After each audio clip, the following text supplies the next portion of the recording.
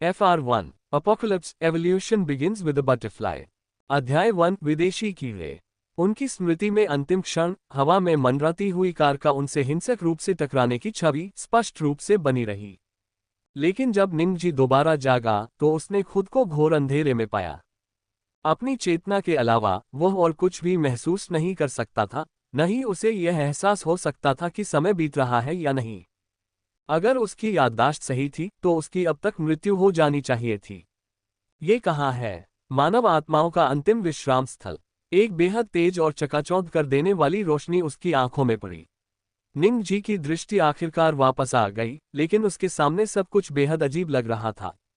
उसकी दृष्टि का क्षेत्र मधुकोश जैसे षट्भुजों से भरा हुआ था, जो अनगिनत लघु सेंसरों के समान दिखते थे, और उसके सामने सब कुछ विभिन्न कोणों से प्रस्तुत करते थे, जिनमें रंग अत्यंत जीवंत थे।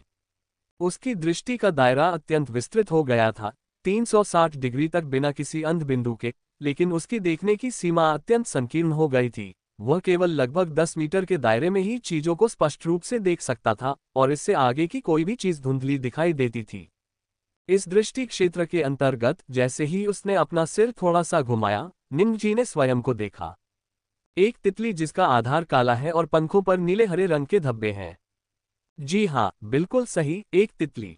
फूलों की झाड़ियों में पाई जाने वाली सबसे आम और साधारण नीले धब्बे वाली स्वैलोटेल तितली। निंगजी को कोई नहीं बता सका कि क्या हुआ था, और किसी को नहीं पता था कि यह सब कैसे हुआ था। निंगजी ने मन ही मन सोचा, तितली तो तितली ही होती है, ये सचमुच मरने से तो बेहतर ही है। इसके कारण पर ज्यादा विचार किए बिना निंगजी को अपने दिल में किसी भी चीज से ज्यादा राहत महसूस हुई।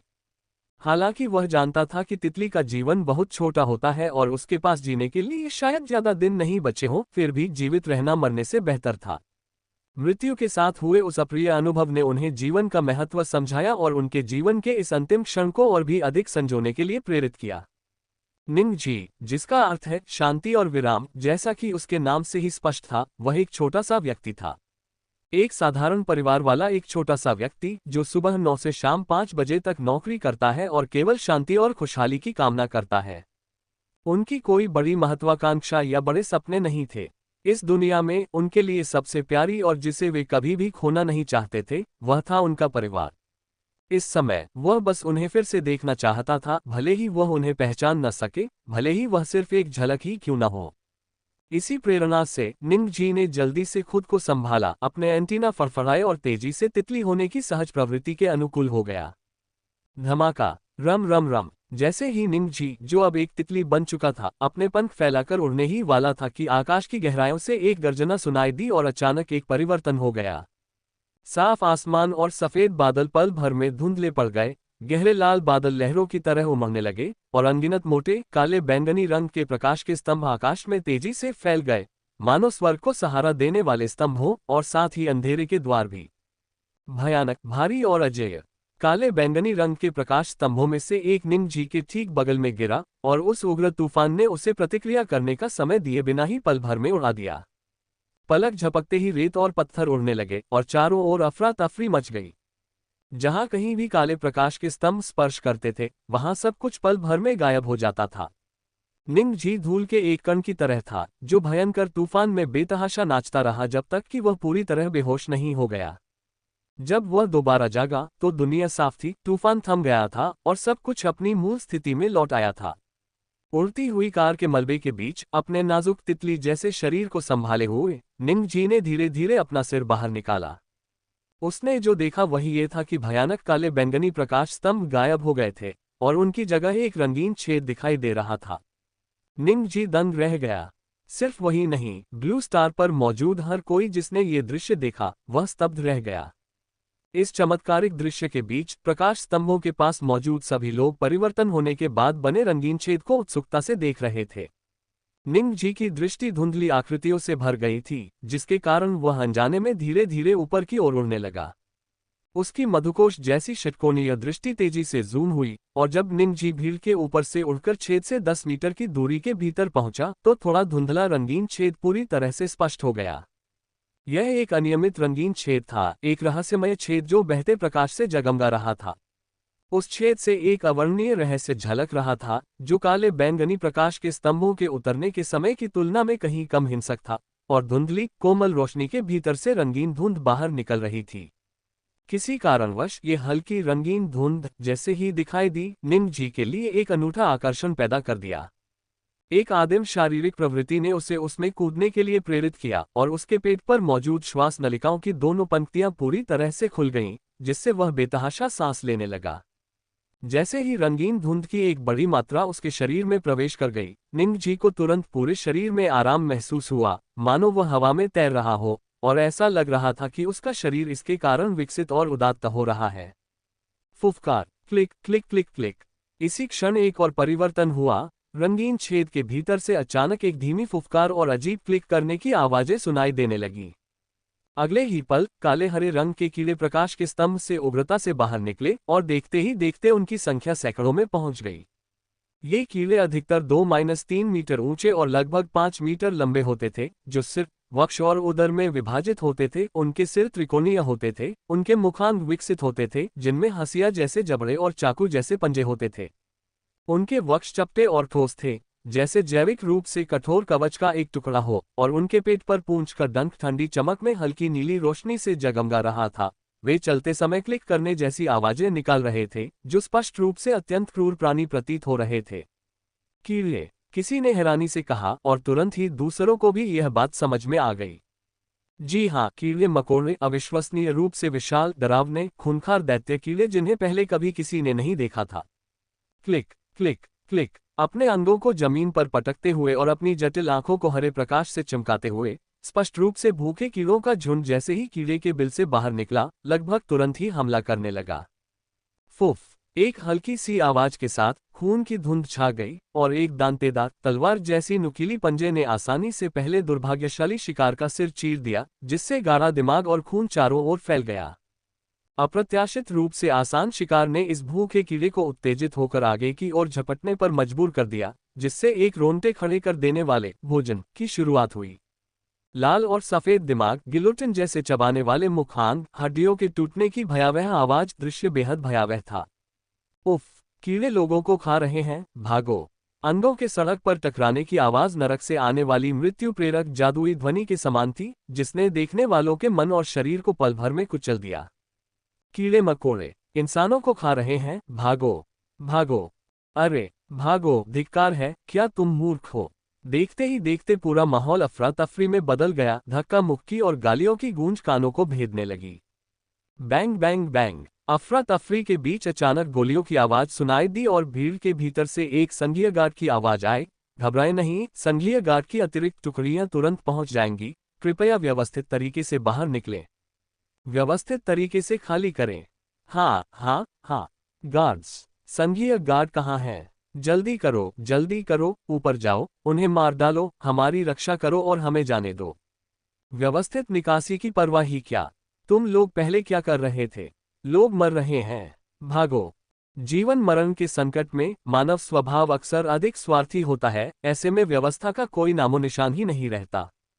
संकट की स्थिति में अव्यवस्थित व्यवहार करना स्वयं को मृत्यु के मुंह में धकेलने से कम नहीं है। फुफ, कशकश, धीमी कुचलने वाली आवाजें लगातार गूंज रही थीं। काले हरे कीड़े ऐसे लग रहे थे जैसे बाघ भेड़ों के झुंड में घुस रहे हों, और 1 दर्जन से अधिक लोगों के सिर पल भर में फट गए और काले हरे कीड़ों के लिए खून का भोजन बन गए। हालात पूरी तरह से बेकाबू हो गए थे। आह, बैंग बैंग। धिक्कार है, मुझे मत रोको, भागो। धिक्कार है, संघीय रक्षक कहाँ है? रक्षक कहाँ है? आओ और मेरी रक्षा करो। ओह माँ, मुझे बचाओ, मैं अभी मरना नहीं चाहता। Puff puff puff puff. अराजकता के बीच गोलियों की आवाज, तीखे सवाल जवाब, अश्लील और हताश गालियां, दिल दहला देने वाली चीखें, भयभीत कराहें, टूटते हुए लोगों का सिसकना, पंजों की सीटी की आवाज, मरते हुए लोगों की कराहें, ध्वनियों के इस कोलाहल ने प्रलय का एक दुखद गीत रच दिया। काले हरे रंग के कीड़े लगातार छेद से बाहर निकलते रहे और इसके परिणामस्वरूप उनके फैलने का क्षेत्र तेजी से विस्तारित होता गया। जिस इलाके को उन्होंने कवर किया, वहां हर जगह विलाप की आवाजें गूंज रही थीं, खून नदियों की तरह बह रहा था और खूनी नरसंहार ही एकमात्र मुख्य विषय बन गया था। मनुष्य केवल ताज़ा भोजन तक सीमित रह गए थे। खून और दिमाग हर जगह बिखरे पड़े थे, आंतरिक अंग और कटे हुए अंग जमीन पर बिखरे पड़े थे, एक ऐसा दृश्य जो नरक जैसा था। इस पूरी त्रासदी की प्रक्रिया को देखने के बाद भयभीत निंगजी इस बात के लिए बेहद आभारी था कि उसके तितली जैसे शरीर के कारण उन्होंने उसे नजरअंदाज कर दिया। छेद के अंदर से कीड़े लगातार बाहर निकल रहे थे और यह केवल पहले दिखाई देने वाले काले हरे कीड़ों के समूह तक ही सीमित नहीं था। वे मानो मात्र तोप का चारा बन रहे थे, उनके पीछे एक के बाद एक अधिक और मजबूत कीटों के झुंड उतर रहे थे। यह एक युद्ध था, एक खूनी और आक्रामक युद्ध। निंग जी को जल्दी ही एहसास हो गया कि मामला गंभीर हो गया है और उसने अपनी पूरी ताकत से पंख फड़फड़ाते हुए अपने घर की दिशा में उड़ान भरी। उसे तुरंत घर लौटना पड़ा ताकि वह चेनेक्सी को सूचित कर सके और उससे अपनी बेटी को इस खतरनाक इलाके से दूर ले जाने के लिए कह सके। बूम बूम, जैसे ही निंग जी वहां से निकला, आकाश में एक तेज गूंज सुनाई दी और छोटे संघीय युद्धपोत तेज गति से प्रकाश स्तंभों की ओर बढ़ने लगे। भयंकर शोर के बीच बाह्य कवच पहने अनगिनत संघीय सैनिक ऊंचाई से नीचे उतरे। अगले ही क्षण संघीय आपातकालीन निकासी प्रसारण के साथ साथ भीषण विस्फोटों ने पूरे क्षेत्र को अपनी चपेट में ले लिया। स्पष्ट रूप से आकाश तक पहुंचने वाले इस प्रकाश स्तंभ की घटना ने पहले ही संघीय नेतृत्व का ध्यान आकर्षित कर लिया था और उन्होंने तुरंत प्रतिक्रिया दी थी। हालांकि सबसे तेज गति उनकी नहीं बल्कि नेटवर्क के प्रसार की थी। उद्धरण चिन्ह ... एक बड़ी घटना घटी है। पवित्र राजधानी के केंद्र में एक रहस्यमय प्रकाश स्तंभ प्रकट हुआ है। एक विचित्र प्राणी जो स्वयं को देवता बताता है अवतरित हुआ है और उसके अवतरित होने के बाद आसपास के पौधे बेतहाशा बढ़ने लगे हैं। वर्तमान में एक विशेषज्ञ समूह इस पर शोध कर रहा है। उद्धरण चिन्ह ... नए युग 9102 की सबसे विचित्र घटना ये थी कि बयून शहर में आकाश तक पहुंचने वाला एक प्रकाश स्तंभ प्रकट हुआ। पूरे शहर में सुंदर रंगीन धुंध छा गई और कुछ समय के लिए 10,000 जानवरों की एक साथ गर्जना एक विचित्र दृश्य बन गई। उद्धरण चिन्ह ... मदद करो, ज़ुएफेक शहर के केंद्र में स्थित प्रकाश स्तंभ से अनगिनत छिपकलीनुमा जीव निकल रहे हैं। वे सामने आने वाले हर किसी को मार रहे हैं। ये बहुत भयानक है, मुझे कौन बचाएगा? उद्धरण चिन्ह ... विपदा आ गई है। ताइहुआ शहर के बाहरी इलाके में प्रकाश स्तंभ में कीड़ों का एक समुद्र प्रकट हो गया है जो आकाश और पृथ्वी को ढक रहा है, जिसका विरोध करना असंभव है और वे जहां से भी गुजरते हैं घास का एक तिनका भी नहीं बचता। नव युग के 7 अप्रैल 9102 को रहस्यमय और भयावह रंगीन की छेद ने ब्लू स्टार पर मानव विकास के शांतिपूर्ण इतिहास को भंग कर दिया। ब्लू स्टार त्रासदी की शुरुआत इसी क्षण से हुई। प्रज्वलित संघ के नागरिकों, ये हुआशिया संघ का प्रचार विभाग है। हम अभी एक आपातकालीन सूचना प्रसारित कर रहे हैं। आज सुबह 7 बजे ब्लू स्टार पर स्थानिक विसंगतियां उत्पन्न हुई। 7 रंगों के छेद दिखाई दिए और दुष्ट परग्रही प्राणी अप्रत्याशित रूप से ब्लू स्टार के विभिन्न शहरों में घुस गए, जिससे भारी अराजकता फैल गई। विशेषज्ञों के विश्लेषण के अनुसार 7 रंगों वाले ये छेद एलियन अंतरिक्ष से जुड़े वर्महोल हैं। खतरे का स्तर अत्यंत उच्च है, नागरिकों को इनके पास नहीं जाना चाहिए। संघीय सेना की सभी शाखाओं और 9 महान परमाणु बेड़ों को पूरी तरह से तैनात कर दिया गया है। वे सभी को खतरनाक क्षेत्रों से सुरक्षित और व्यवस्थित तरीके से निकालने के लिए सबसे तेज गति से घटनास्थल पर पहुंचेंगे। संघ के सभी नागरिकों से अनुरोध है कि वे स्वेच्छा से 7 रंगों वाले प्रकाश स्तंभों से दूर रहें। गंभीर परिस्थितियों में फंसे लोगों को आत्मरक्षा और जीवन रक्षा को प्राथमिकता देनी चाहिए। एक बार फिर प्रसारण हो रहा है। संघ के नागरिकों, ये संघ का प्रचार विभाग है।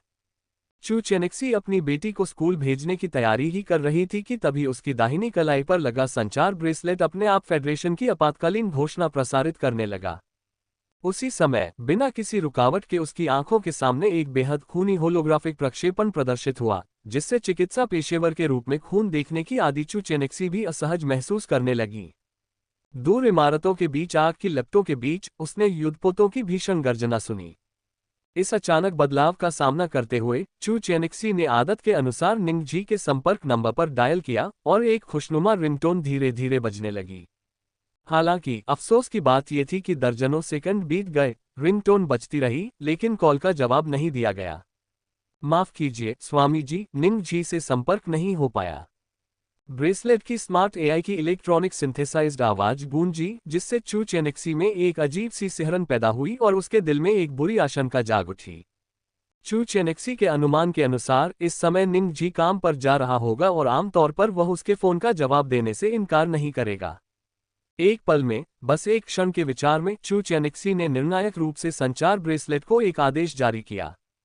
आदेश आपातकालीन प्रोटोकॉल शुरू करें, जबरन निंग जी से संपर्क करें और दूसरे पक्ष के संचार ब्रेसलेट के होलोग्राफिक प्रक्षेपण फंक्शन को जबरन सक्रिय करें। आदेश की पुष्टि हो गई है, आपातकालीन प्रोटोकॉल शुरू किया जा रहा है। पहचान की पुष्टि हो गई है, आरंभकर्ता चू चेनेक्सी। संबंध की पुष्टि हो गई है, दोनों पक्षों के बीच संबंध है पति और पत्नी। प्राधिकरण प्रभावी, आपातकालीन प्रोटोकॉल स्वीकृत, जबरन संचार सफल, होलोग्राफिक प्रक्षेपण शुरू हो रहा है। जैसे ही चू चेनेक्सी का आदेश आया, कम्युनिकेशन ब्रेसलेट के एआई ने लगातार कई तेज इलेक्ट्रॉनिक बीप की आवाजें निकाली और आखिरकार कम्युनिकेशन कनेक्ट हो गया। ची ची ची, click clack, click clack clack. तेज चीखने की आवाज और आर्थ्रोपोड्स के थपथपाने की मधुर ध्वनि तुरंत पूरे कमरे में गूंज उठी। होलोग्राफिक प्रक्षेपण के नीचे काले नीले रंग के क्रूर परग्रही कीड़े, बिखरे हुए कटे हुए अंग और मांस और रक्त के दलदल जैसी एक भयावह दृश्य चू चेनेक्सी के सामने एक बार फिर प्रस्तुत किया गया। पहले की असुविधा के विपरीत इस बार महज एक नजर में ही चू चेनेक्सी के आंसुओं का बांध टूट पड़ा था, क्योंकि एक टूटी हुई उड़ने वाली कार के पास उसने एक बेहद परिचित शव देखा। निंग जी। इस समय चू चेनेक्सी पूरी तरह से टूट चुकी थी। उनके शांतिपूर्ण जीवन के टुकड़े एक स्लाइड शो की तरह आंखों के सामने से गुजर गए। वह इनमें से कुछ भी स्वीकार नहीं कर पा रही थी। वह अनजाने में कांपने लगी और चुपचाप बहते आंसुओं से उसका टॉप भीग गया। मम्मी, चू चू तैयार है, क्या हम अब जा सकते हैं? तभी दरवाजे से एक बच्चे की कोमल मधुर आवाज सुनाई दी।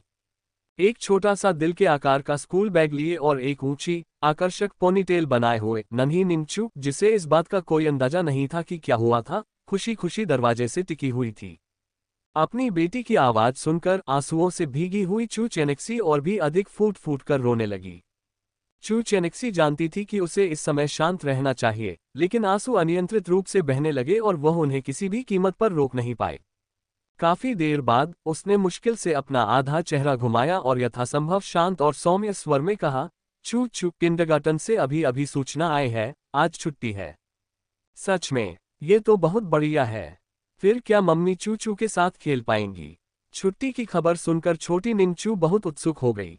धमाका। चू चेनेक्सी के दोबारा जवाब देने से पहले ही बिजली की कड़क की तरह एक जोरदार धमाका हुआ, जिसने सब कुछ दबा दिया, और इस गर्जना के कारण घर की कांच की खिड़कियां चटक गईं। वाह मम्मी, मुझे डर लग रहा है। इतने भीषण विस्फोट के साथ नन्ही निंगचू की सुरक्षा की भावना पल भर में ही खत्म हो गई।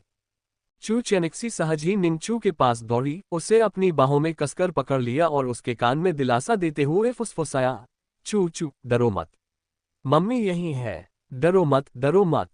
रोती हुई छोटी निंगचू को दिलासा देते हुए उसने टूटी हुई खिड़की से बाहर झांका, और ठीक इसी नजरिए को देखकर चू चेनेक्सी का दिल एकदम बैठ गया। ठीक सामने स्थित एक आवासीय इमारत भयंकर आग की लपटों में जल रही थी, और उसे धुंधली सी सुनाई दे रही थी, जैसे मदद के लिए कुछ छोटी छोटी चीखें। लोगों पर विपत्ति आ पड़ी थी।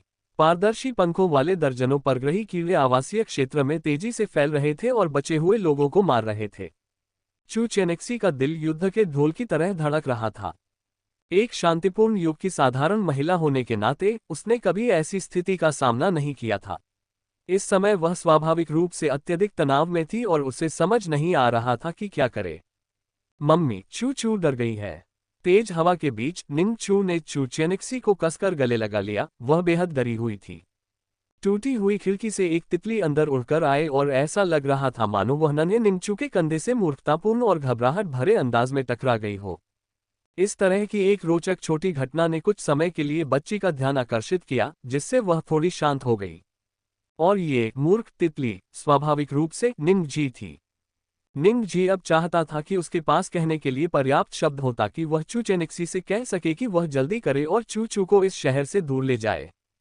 नीचे अनगिनत मानव शवों का ढेर लगा हुआ था, और वे परग्रही कीड़े मानव शवों को इकट्ठा कर रहे थे, या यूं कहें कि वे भोजन का भंडारण कर रहे थे।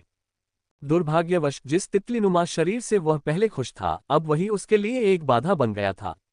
चाहे निंग जी कितनी भी बेचैनी से इधर उधर घूमता रहे, उसके लिए चू चेनेक्सी को यह सब बताना नामुमकिन था। एक तितली आवाज नहीं निकाल सकती, वह चू चेनेक्सी से संवाद नहीं कर सकता था। उसके ठीक सामने होते हुए भी बेबस महसूस करने की इस भावना ने निंग जी को बेहद असहज कर दिया। वह बेचैनी से इधर उधर घूम रहा था। छोटी निंगचू और चू चेनिक्सी के चारों ओर तेजी से चक्कर लगा रहा था, उम्मीद कर रहा था कि वे जल्दी से चले जाएंगे। ची ची, मदद करो छी। लेकिन हालात उसकी इच्छा के विरुद्ध हो गए। निंग जी ने केवल 2 चक्कर ही लगाए थे और चू चेनिक्सी का ध्यान भी आकर्षित नहीं कर पाया था, तभी चीखने चिल्लाने की आवाजें और मदद के लिए बेताब पुकारें बेहद करीब आ गईं। सौभाग्यवश इसी क्षण चू चेनिक्सी आखिरकार अपनी चिंता और शोक से जाग उठी। जागने के बाद वह वास्तव में काफी दृढ़ निश्चयी और सक्षम थी। उसने तुरंत निंग जी को उठाया और बैठक कक्ष की ओर दौड़ी। चू चू, डरो मत। बाहर कुछ हुआ है, मम्मी तुम्हें दादी के घर ले जा रही हैं। जैसे ही उसने बोलना समाप्त किया, चू चेनिक्सी ने मेज पर आमतौर पर इस्तेमाल होने वाली थमस पानी की बोतल उठाई, घर में मौजूद सभी क्रेडिट कार्ड निकाले, एक आम सा बैग कंधे पर रखा और तुरंत जाने की तैयारी करने लगी। दुर्भाग्यवश जब तक उसे इस बात का एहसास हुआ, तब तक बहुत देर हो चुकी थी। टकराना। एक तेज आवाज के साथ कांच की खिड़की पूरी तरह से चकनाचूर हो गई और पारदर्शी पंखों वाला एक अजीब सा कीड़ा लिविंग रूम में घुस आया। ची ची। कमरे में माँ और बेटी को देखकर उसने एक अनोखी कीक जैसी आवाज निकाली। यह अपने आर्थ्रोपोड्स को उत्तेजना से थपथपा रहा था, मानो पिंजरे में बंद शिकार को देख रहा हो। धातु जैसी चमक बिखेरता हुआ इसका काला कीट कवच गहरे लाल रक्त वाहिकाओं से धारीदार था। ये काले नीले रंग के परग्रही कीटों से थोड़ा छोटा था, जिसकी ऊंचाई 1 मीटर से अधिक और लंबाई 2 मीटर से अधिक नहीं थी। लेकिन आकार में थोड़ा छोटा होने के अलावा हंसिया जैसे चिमटे, ब्लेड जैसे पंजे और अन्य सभी जैविक हथियार मौजूद थे, और यहाँ तक कि इसमें पारदर्शी कीट पंखों की एक अतिरिक्त जोड़ी भी थी। इसके गिलोटिन जैसे चबाने वाले मुखांग उजागर हो गए थे, जो काले सायन रंग के परग्रही कीड़ों की तुलना में और भी अधिक भयावह, क्रूर और बर्बर दिख रहे थे। चू चेनेक्सी का चेहरा पल भर में पीला पड़ गया और डर के मारे उसकी आंखों से आंसू एक बार फिर बहने लगे, क्योंकि वह जानती थी कि ऐसे भयानक राक्षस के सामने उसके और निंग चू के जीवित रहने की संभावना लगभग शून्य थी। मम्मी मम्मी, चू चू डर गई है। खून की नसों वाले उस अजीब से कीड़े को देखकर छोटी निंग चू, जो सहज रूप से अपनी मां के पीछे छिप गई थी, डर के मारे अनियंत्रित रूप से कांप रही थी। चू चेनेक्सी भी उतनी ही डरी हुई थी और उसका शरीर भी थोड़ा कांप रहा था, लेकिन अपनी बेटी के सामने खड़े होकर उसे खुद को सीधा खड़ा रखने और अपने कांपने को दबाने के लिए मजबूर होना पड़ा। चू चू, डरो मत। थोड़ी देर में मम्मी तुम्हारे लिए दरवाजा खोल देंगी। दरवाजा खुलने के बाद चू चू, किसी बात की चिंता मत करना, बस अपनी जान बचाकर भागो। याद रखना, पीछे मुड़कर मत देखना और तुम्हें पीछे मुड़कर देखने की इजाजत भी नहीं है। चू चेनेक्सी ने गंभीर स्वर में कहा। इस समय वह रो नहीं रही थी, लेकिन उसका दिल दर्द से भरा हुआ था। निंग जी, जो एक तितली में बदल गया था, अपने दांत पीस रहा था, मानो उसका खून उसके अंदर ही अंदर उबल रहा हो। वह किसी और से बेहतर जानता था कि ये अजनबी कीड़े कितने भयानक थे, और वह ये भी जानता था कि चू चेनेक्सी के शब्दों का क्या अर्थ था। इस समय निंग जी के मन में केवल एक ही विचार था, उनकी रक्षा करो। भले ही इसका मतलब टुकड़े टुकड़े हो जाना ही क्यों न हो। अपने नाजुक तितली जैसे पंखों को फड़फड़ाते हुए, अपने कमजोर शरीर को आगे बढ़ाते हुए, निंग जी बिना किसी झिझक के रक्त वाहिकाओं से भरे उस परग्रही कीट की ओर दौड़ पड़ा। लेकिन उस विदेशी कीट ने उसकी बात को सिरे से नजरअंदाज कर दिया। या यूं कहें कि उस अजनबी कीट का ध्यान इतनी छोटी तितली पर बिल्कुल भी नहीं था। तितली का नाजुक शरीर अप्रत्याशित रूप से आसानी से उस अजनबी कीट की दाहिनी संयुक्त आंख से टकरा गया। लेकिन उसके कमजोर शरीर ने उसके प्रभाव को निष्प्रभावी बना दिया। उस कुलीन पराया कीट ने सहज रूप से अपने अगले पंजे को हिलाया और उसे दूर फेंक दिया। वूश! सीटी की आवाज के साथ एक लाल रंग की थमस पानी की बोतल उड़कर ऊपर आ गई। चू चेनेक्सी ने तुरंत प्रतिक्रिया दी। पानी की बोतल फेंकते हुए उसने तेजी से दरवाजा खोला और निंग चू को बाहर धकेल दिया। इस क्षण चू चेनेक्सी ने जिन आंसुओं को आखिरकार रोकने में कामयाबी हासिल की थी, वे एक बार फिर बांध तोड़कर बह निकले और वह दिल दहला देने वाली चीख के साथ चिल्लाए। चू चू, जल्दी भागो। मम्मी मम्मी, मत करो। टकराना। चू चू के रोने की दबी हुई आवाज के साथ चू चेनेक्सी ने अपनी पूरी ताकत से धक्का दिया और दरवाजा जोर से बंद कर दिया। वाह, मम्मी मम्मी! चू चू दौड़ना नहीं चाहती, चू चू को मम्मी चाहिए। दरवाजे के बाहर चू चू जोर जोर से रो रही थी। भागने की तो बात ही छोड़िए, इस समय वह एक कदम भी आगे बढ़ने को तैयार नहीं थी। उनकी बेटी का दिल दहला देने वाला रोना एक तेज चाकू की तरह था, जो उन दोनों के दिलों को बुरी तरह से चीर रहा था। इस समय चाहे वह तितली में बदल चुकी निंग जी हो या दरवाजा बंद करके खड़ी चू चेनेक्सी, दोनों का दिल टूट चुका था। वह तो सिर्फ 4 साल की थी, उसे ये सब क्यों सहना पड़ा? क्यों? निंग चू के माता पिता के रूप में इस समय निंग जी और चू चेनिक्सी पूरी तरह से भड़क उठे।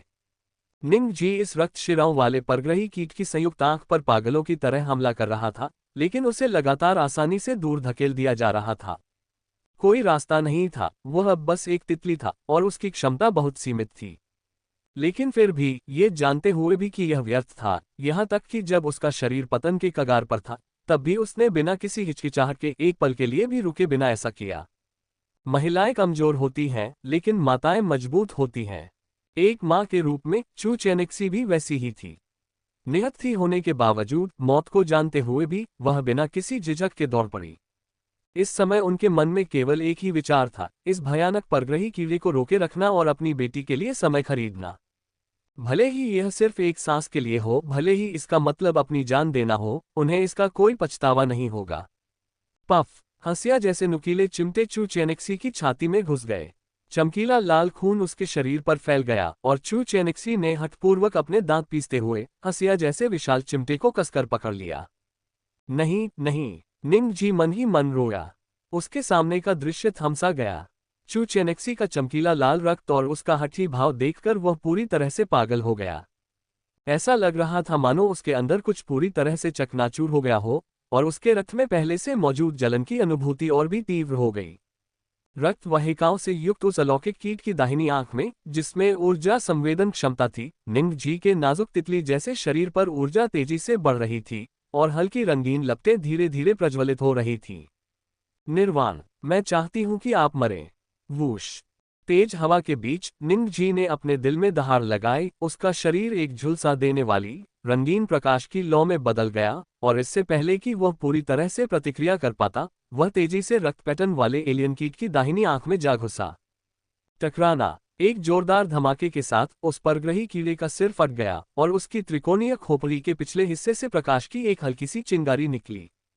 धड़ाम। आश्चर्य से चू चेनेक्सी और वह परग्रही कीड़ा धड़ाम से जमीन पर गिर पड़े।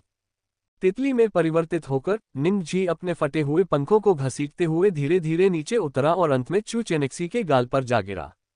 रक्त के धब्बे वाले उस परग्रही कीट की मृत्यु हो चुकी थी, उसका सिर पूरी तरह से फट गया था, जिससे झुलसी हुई दुर्गंध की लहरें निकल रही थीं, और यह निर्विवाद रूप से मृत था। निंग जी और चू चेनेक्सी के जीवन का भी अंत प्रतीत हो रहा था। निंग जी की छवि पूरी तरह से चू चेनेक्सी के चेहरे पर छाई हुई थी, ऐसा लग रहा था मानो उसी क्षण उसकी सारी ऊर्जा नष्ट हो गई हो। चू चेनेक्सी के दिल में चोट लगी थी और उनकी संचार प्रणाली बुरी तरह क्षतिग्रस्त हो गई थी। एक चिकित्सक होने के नाते वह इस चोट की गंभीरता को बखूबी जानती थी। 2 मिनट के भीतर रक्तस्राव के कारण होने वाली विभिन्न जटिलताओं से उसकी निश्चित रूप से मृत्यु हो जाएगी। फिर भी जैसे जैसे उनकी चेतना लुप्त होती गई, उनकी निगाहें बंद दरवाजे पर टिकी रहीं, क्योंकि उसके पीछे वह व्यक्ति था जिसे वे हर कीमत पर बचाना चाहते थे। चू चेनेक्सी को अपने गाल पर तितली का स्पर्श महसूस हुआ और उसने पहले भी इस तितली के अजीब व्यवहार को देखा था। उसे इसका कारण समझ में नहीं आया, लेकिन फिर भी वह अच्छे और बुरे के बीच अंतर कर सकती थी। इसलिए उससे जरा भी अरुचि नहीं थी, यहाँ तक कि उसे यह भ्रम भी था कि वह अपने बुढ़ापे में अपने पति निंग जी की बाहों में लेटी हुई मृत्यु के आने की प्रतीक्षा कर रही है। चू चेनेक्सी के होठों के कोनों पर एक प्यारी सी मुस्कान फैल गई, उसकी पलकें धीरे धीरे बंद होने लगी और उसकी चेतना धीरे धीरे विलीन होने लगी। वह बहुत थकी हुई थी, वह अपने पति की बाहों में छिपकर थोड़ी देर आराम करना चाहती थी, भले ही यह सिर्फ एक भ्रम ही क्यों न हो, इससे कोई फर्क नहीं पड़ता। माँ, चू चू बहुत डरी हुई है। चू चू को माँ चाहिए। चू चू के रोने की आवाज गूंज उठी और चू चेनेक्सी, जिसकी आंखें लगभग बंद थीं, अचानक झटके से जाग उठी और उसकी चेतना तुरंत वापस आ गई। चू चू, मर नहीं सकते, इस तरह मर नहीं सकते। चू चू बहुत छोटी है, कम से कम उसे ये तो बताया जाना चाहिए कि आगे क्या करना है। उसका शरीर टूट चुका था, उसकी चेतना धीरे धीरे धुंधली होती जा रही थी, लेकिन चू चू के खातिर चू चेनेक्सी की दृढ़ इच्छाशक्ति ने मौत के खिलाफ हठपूर्वक लड़ना शुरू कर दिया। छोटी निंग चू के रोने की आवाज उसे और भी उत्तेजित कर रही थी। निंग जी मन ही मन आत्म निंदा करते हुए रो रहा था। उसी बीच चू चेनेक्सी का क्षत विक्षत शरीर फर्श पर खून की एक लाल लकीर घिसटता हुआ चला गया। अंततः उसने अपनी सारी ताकत लगा दी, कुछ मीटर की उस छोटी सी दूरी को रेंगकर पार किया और दरवाजे के पास लेट गई। चू चू, थोड़ी देर चुप रहो, माँ की बात सुनो। दरवाजे से टेक लगाकर चुपचाप आंसू स्वाभाविक रूप से बहने लगे और चू चेनेक्सी ने शांत स्वर में बात की। उसकी आवाज बहुत कमजोर थी, शायद इसी कमजोर आवाज के कारण दरवाजे के पीछे मौजूद निंगचू को अंधेरे में कुछ महसूस हुआ। इस अंतिम क्षण में नन्हा निंगचू आश्चर्यजनक रूप से शांत हो गया। चू चू, मुझे माफ करना माँ, मैं अब तुम्हारे साथ दादी के घर नहीं जा सकती और न ही मैं तुम्हारे साथ रह सकती हूँ। तुम अब जवान नहीं रहे, तुम बड़े हो गए हो। तुम्हें दादी के घर अकेले जाना चाहिए। सुनो, दादी की बात सुनो, तुम्हें जीना चाहिए, अच्छे से जीना चाहिए। पापा, मम्मी, मुझे माफ कर दो। बीच बीच में निकलते कमजोर शब्दों के बीच चू चेनेक्सी के आंसू सूख गए और उसकी चेतना पूरी तरह से विलीन हो गई, लेकिन उसकी आंखें उत्सुकता से खुली रहीं, मृत्यु में भी बंद होने को तैयार नहीं थी। उसकी निगाहें मानो दरवाजे के पैनल को भेद रही थीं और छोटी निंगचू पर आशा से भरी हुई थीं। जियो, उसे उम्मीद थी कि वह जीवित रहेगी, जब तक वह जीवित रहेगी उतना ही काफी होगा। खिड़की के बाहर से आती हल्की हवा उसके बिल्कुल स्थिर शरीर को धीरे से सहला रही थी। उसके शरीर के ऊपर तितली के दो फटे हुए पंख हवा के साथ हल्के से हिल रहे थे। चू चेनेक्सी की पूर्ण स्थिरता को भांपते हुए निंगजी, जो दरवाजे को गहराई से घूर रहा था, का भी जीवन अंत की ओर अग्रसर हो गया। उसकी चेतना तेजी से विलीन हो गई। माँ, चू चू नहीं जा रही। चू चू की कर्कश आवाज एक शोकगीत की तरह उन दोनों को और भी अधिक उदास दिखा रही थी। क्लिक। जैसे ही निंगजी की चेतना पूरी तरह से विलीन होने लगी, अचानक एक भरिंग के पंजों के टकराने की एक अजीब सी आवाज सुनाई दी। यह विचित्र तीक्ष्ण ध्वनि किसी प्रकार के जादू से युक्त प्रतीत होती थी, जिसने निंगजी की अभी अभी बिखरी हुई चेतना को आसानी से पुनः एकत्रित कर लिया। निंगजी की चेतना की गहराई में नीले सुनहरे शरीर और गहरे लाल रंग के पंजों वाला एक अजीब भरिंग अचानक प्रकट हुआ। पति पत्नी एक साथ पाताल लोक जा रहे हैं, आपकी छोटी बेटी असहाय रह गई है, क्या आप इसके लिए तैयार हैं? कीट को अपना मुंह खोलते हुए देखे बिना ही निंगजी की चेतना की गहराइयों में एक धीमी सी फुसफुसाहट गूंज उठी। क्या मैं तैयार हूं? मैं कैसे तैयार हो सकता हूं? लेकिन मेरा शरीर पूरी तरह से चकनाचूर हो चुका है, मेरी चेतना पतन के कगार पर है। अगर मैं तैयार ही नहीं हूं तो इससे क्या फर्क पड़ता है? निंगजी निराश हो गया और खुद को कोसने लगा, लेकिन धीमी फुसफुसाहट फिर से गूंज उठी। बताओ, क्या तुम तैयार हो? मैं तैयार नहीं हूं, मैं तैयार नहीं हूं। इस बार निंगजी चुप नहीं रहा, उसने अनजाने में ही दहाड़ मारी। तुम चाहे जो भी हो या तुम्हारा उद्देश्य कुछ भी हो, मेरी पत्नी को बचाओ, मेरी बेटी को बचाओ। अगर तुम ये कर सकते हो तो मेरी हर चीज, सब कुछ, मैं तुम्हें सब कुछ दे दूंगा।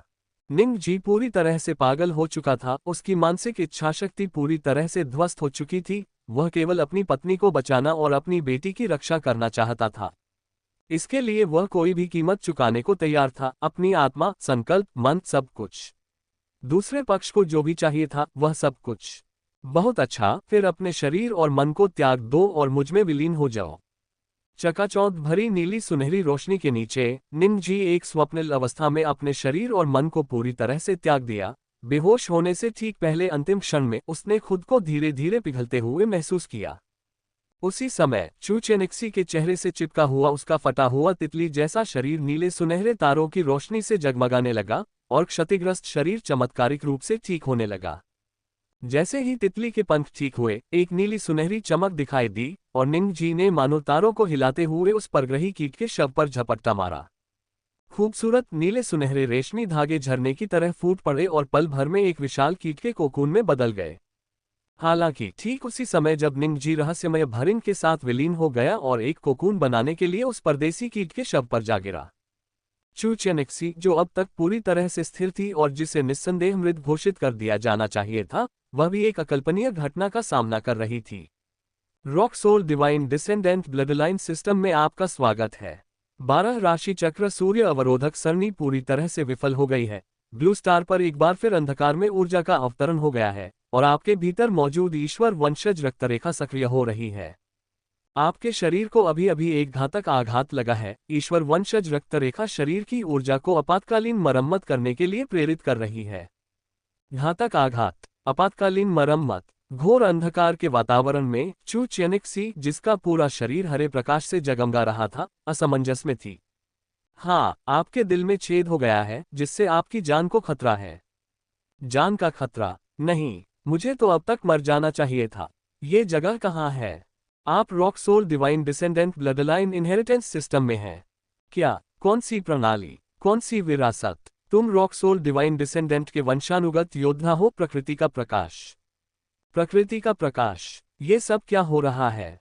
क्या मैं अभी भी जिंदा हूँ? मेरी बेटी कहाँ है? हम पर एक भयानक परग्रही कीड़े ने हमला किया है। कृपया मेरी बेटी को बचाओ। वह अभी 4 साल की भी नहीं हुई है। ब्लू स्टार पर आपदा अपरिहार्य है। स्पार्क इनहेरिटेंस प्लान पूरी तरह से सक्रिय हो गया है और विरासत के खंडहरों पर लगी मुहर हटा दी गई है। प्रकृति की ज्योति चू चेनिक्सी, आपकी वंश परंपरा का सक्रियण पूरा हो गया है। शुभकामनाएं। वह राजसी धीमी संश्लेषित इलेक्ट्रॉनिक आवाज गायब हो गई और दरवाजे के पास गिरी हुई चू चेनिक्सी ने अचानक घूमती हुई हरी रोशनी के बीच अपनी आंखें खोल दी। यह विज्ञान को महत्व देने वाली एक चिकित्सा पेशेवर के रूप में चू चेनिक्सी ने कभी कल्पना भी नहीं की थी कि पुनरुत्थान जैसी कोई चीज वास्तव में दुनिया में मौजूद है और यह उसके साथ घटित हुई है। इससे भी अधिक महत्वपूर्ण बात यह है कि अपने पुनरुत्थान के बाद उसने बहुत शक्तिशाली महसूस किया। अभी अभी उस तथाकथित विरासत में उसका संपूर्ण अस्तित्व इसके कारण उदात्त हो गया प्रतीत हुआ। माँ, चू कहीं नहीं जाएगी। चू यहीं माँ के साथ रहेगी। इससे पहले कि वह ज्यादा कुछ सोच पाती, दरवाजे के बाहर नन्ही निंगचू के कर्कश रोने की आवाज ने उसे तुरंत वास्तविकता में वापस ला दिया। दरवाजा खोलकर और अपनी खोई हुई और फिर मिली बेटी को कसकर अपनी बाहों में भरते हुए चू चेनिक्सी के आंसू अनायास ही बहने लगे और छोटी निंगचू और भी दिल दहला देने वाले ढंग से रोने लगी। निंगचू की भावनाओं को शांत करने के बाद चू चेनिक्सी ने आखिरकार उस बड़े कोकून को देखा जहां मूल रूप से उस परग्रही कीट का शव था। अपने दाहिने गाल को छूकर और ये देखकर कि उसके चेहरे पर चिपकी हुई तितली गायब हो गई थी, चू चेनिक्सी ने जल्दबाजी में बड़े कोकून के पास जाने की कोशिश नहीं की। पीछे मुड़कर उसने अपना वह बैग उठाया जो उससे पहले गिर गया था, छोटी निंगचू को गोद में उठाया और तेजी से दरवाजे से बाहर निकल गई। इस समय तक उसे अभी भी इस बात का कोई अंदाजा नहीं था कि उसके भीतर प्रकृति के प्रकाश की रक्तरेखा के सक्रिय होने का वास्तव में क्या अर्थ है। वह बस इस जगह से जल्द निकलना चाहती थी। घोंसला।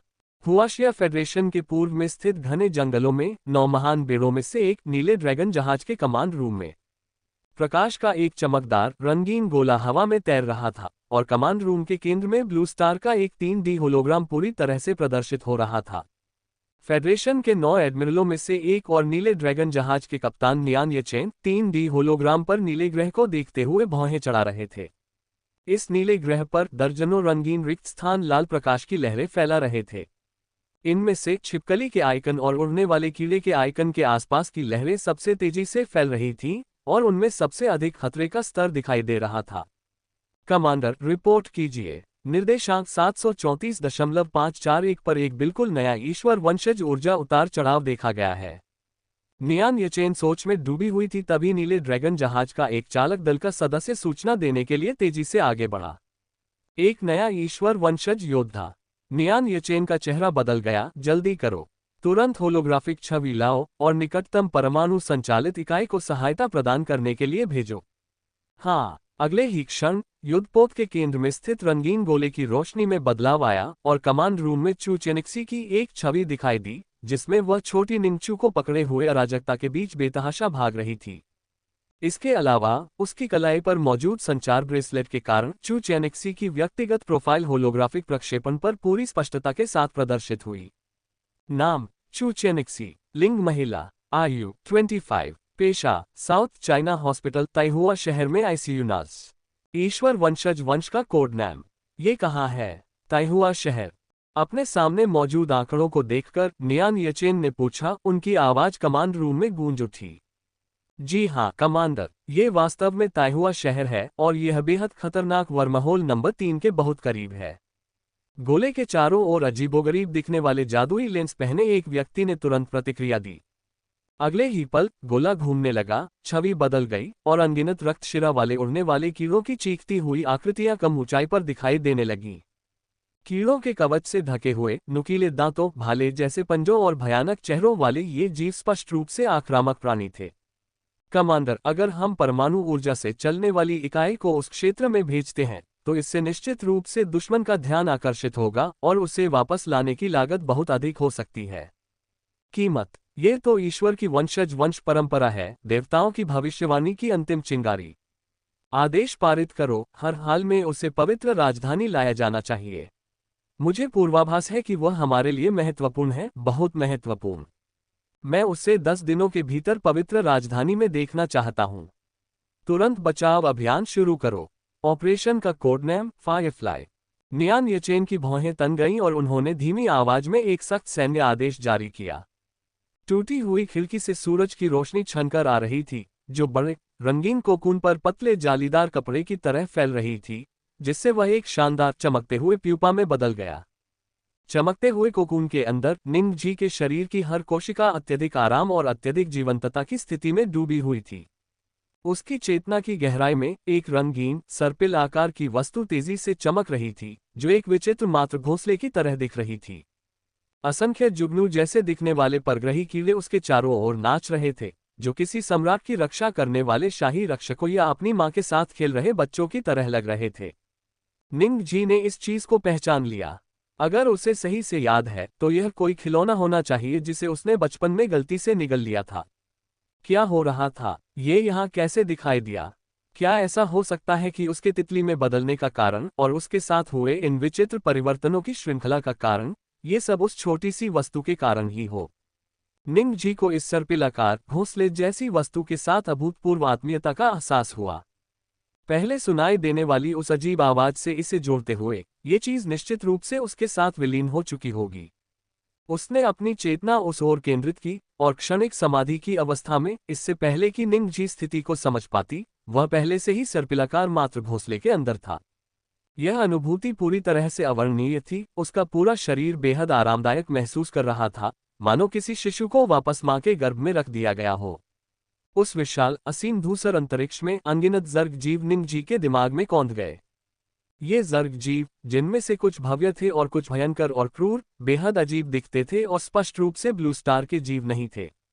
वे जीवंत स्लाइड की तरह थे। उनकी आदतें, विशेषताएं, प्रजनन क्षमताएं और यहां तक कि उनकी कमजोरियां और आनुवंशिक अनुक्रम भी निंग जी के सामने विस्तार से प्रदर्शित किए गए थे। स्लाइडों की भारी संख्या का मतलब था भारी मात्रा में डेटा। जैसे ही वे तेज गति से स्क्रीन पर दिखाई देने लगी, निंग जी की चेतना एक अवर्णनीय दर्द के कारण धुंधली होने लगी। उसे पता नहीं था कि कितना समय बीत गया था, लेकिन जब निंग जी की चेतना फिर से साफ हुई तो उसे लपेटने वाला रंगीन चमकता हुआ कोकून बेहद पतला हो गया था। तेज धूप की किरणें कोकून के आवरण से छनकर उसके शरीर पर पड़ रही थीं, जिससे नवजागृत व्यक्ति को ऐसा महसूस हो रहा था मानो उसका पूरा शरीर बिजली से भर गया हो। उसका छोटा सा तितली जैसा शरीर पल भर में शक्ति से भर गया। ये शक्ति अपार थी, इतनी अपार कि उसे क्षण भर के लिए लगा कि उसने अपना मानवीय रूप पुनः प्राप्त कर लिया है। दुर्भाग्यवश षटकोणीय विचित्र दृश्य क्षेत्र, साथ ही तितली के पंख और एंटीना जिन्हें वह अवचेतन रूप से हिलते हुए महसूस कर सकता था, ने उसे तुरंत बता दिया कि यह सब केवल एक भ्रम था। इस समय वह एक पूरी तरह से मुरझाए हुए परग्रही कीट के शव पर खड़ा था। अगर उस फीके नीले भूरे रंग के कीट कवच को न देखा होता तो निंग जी कभी विश्वास नहीं कर पाता कि उसके सामने पड़ा ढेर वही भयानक परग्रही कीट है। सब कुछ इतना अमूर्त, इतना अविश्वसनीय था। यदि उसकी स्मृति सही थी तो ऐसा प्रतीत होता था कि मदर नेस्ट, जो उसकी चेतना की गहराई में उसके साथ विलीन हो गई थी, ने उसे दूसरे पक्ष से उपभोग करने और उसे वापस खिलाने के बाद दूसरा विकास पूरा करने की अनुमति दी थी। इसी विचार के साथ निंग जी ने अपने पंख फैलाए और तेजी से कोकून से बाहर निकल गया। स्विश! ठंडी रोशनी की एक चमक और पलक झपकते ही निंग जी अपने कोकून से बाहर आ गया। उसकी गति उसकी कल्पना से परे थी। अगर प्यूपा पर नया, लंबा, चिकना कट न होता तो निंग जी को यह विश्वास करने की हिम्मत भी नहीं होती कि वह अंदर से उड़कर बाहर आया है। अपने तितली जैसे पंखों को धीरे से फड़फड़ाते हुए उसने पाया कि पंखों के इस जोड़े में एक अभूतपूर्व परिवर्तन हो चुका था। वे बेहद सख्त और नुकीले हो गए थे और सूरज की रोशनी में वे एक अजीब धातु जैसी बनावट भी प्रतिबिंबित कर रहे थे। वह स्पष्ट रूप से महसूस कर सकता था कि तितली के पंखों की यह जोड़ी सूर्य के प्रकाश से किसी प्रकार की ऊर्जा को अवशोषित कर रही थी। नहीं, ये सिर्फ तितली के पंख ही नहीं थे, इसके श्वास छिद्र भी हर सांस के साथ लगातार इस ऊर्जा को ग्रहण कर रहे थे। इस ऊर्जा ने उसके पूरे शरीर को शक्ति से भर दिया और उसने दूसरे विकास के कारण होने वाले परिवर्तनों को ध्यानपूर्वक महसूस करना शुरू कर दिया। सबसे पहले और सबसे सहज रूप से उसकी दृष्टि में बदलाव आया। उसकी दृष्टि अभी भी 360 डिग्री तक फैली हुई थी और उसमें कोई अंधापन नहीं था, लेकिन उसकी देखने की क्षमता सामान्य मानवीय स्तर पर लौट आई थी। यही मुख्य कारण था कि निंगजी को पहले मानव शरीर में लौटने का भ्रम हुआ था। फिर उसके मन में सर्पिलाकार मात्र घोंसला उभर आया। पहले अगर यह स्वप्न जैसा था और इतना वास्तविक नहीं था, तो अब निंगजी स्पष्ट रूप से इसके अस्तित्व को महसूस कर सकता था। एक अर्थ में वर्तमान निंगजी स्वयं मात्र घोंसला और संप्रभु भी थी। मात्र घोंसले के अस्तित्व के कारण निंगजी ने जो कुछ भी देखा और महसूस किया, वह एक साधारण तितली या यहाँ तक कि एक साधारण इंसान की समझ से पूरी तरह परे था। उदाहरण के लिए, अभी वह 1 किलोमीटर के दायरे में मौजूद सभी जीवों की जैविक विद्युत तरंगों को आसानी से पढ़ सकता है, और यहाँ तक कि आसपास के परग्रही कीड़ों की संचार संबंधी जैविक विद्युत तरंगों को भी पढ़ सकता है। परिवहन, खोज, ईश्वर वंशज, उद्धरण चिन्ह उद्धरण चिन्ह। आवासीय परिसर के निचले तल पर काले नीले रंग के विदेशी कीड़ों का एक बड़ा समूह बार बार इस तरह के संदेश भेज रहा था। ऐसी स्थिति देखकर निंगजी आश्चर्य से अपनी जीभ चटकाने लगा। जिस बात ने उसे और भी ज्यादा हैरान कर दिया, वह ये थी कि जैसे ही उसने इन संदेशों को इंटरसेप्ट किया, निंगजी को अचानक ये भ्रम हो गया कि वह उन्हें नियंत्रित कर सकता है। उसके तितली जैसे शरीर में हल्की सी कंपन हुई और उसके छोटे एंटीना पर प्रकाश की एक धुंधली, रंगीन लहर पल भर में फैल गई। शायद मदर नेस्ट से प्रभावित होकर जैसे ही निंगजी के मन में यह विचार आया, उसने सहज रूप से समर्पण का संकेत देने वाली एक जैविक विद्युत तरंग भेजी। एक चमत्कारिक दृश्य घटित हुआ। जब रंगीन प्रकाश तरंग ने शवों को नीचे ले जा रहे 30 काले सियान रंग के परग्रही कीड़ों और 2 रक्तशिरा परग्रही कीड़ों को छुआ, तो उन्होंने तुरंत आज्ञाकारिता का भाव दिखाया। फिर परिवहन करने वाले कीड़ों की इस टीम ने तुरंत अपनी गतिविधियां रोक दी और पूरी तरह से अचंभित होकर वहीं खड़े रह गए। उनकी गतिशील छवियां जल्द ही मदर नेस्ट में प्रकट हुईं और निंगजी केवल अपनी इच्छाशक्ति का उपयोग करके उन्हें सटीक आदेश दे सकता था और यहां तक कि दृश्य साझाकरण भी कर सकता था।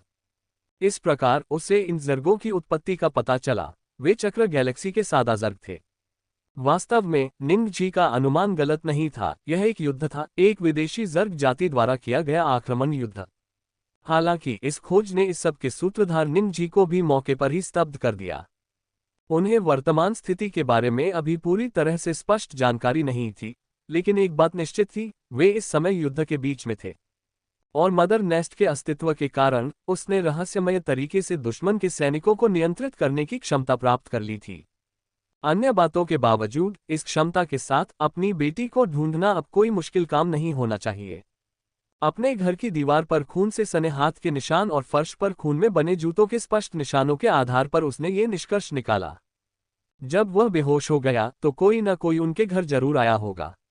अगर सब कुछ ठीक रहा तो यही वह व्यक्ति था जिसने उसकी बेटी निंगचू को बचाया था। इसी विचार के साथ निंगजी तुरंत पटरियों के पीछे पीछे चलने लगा।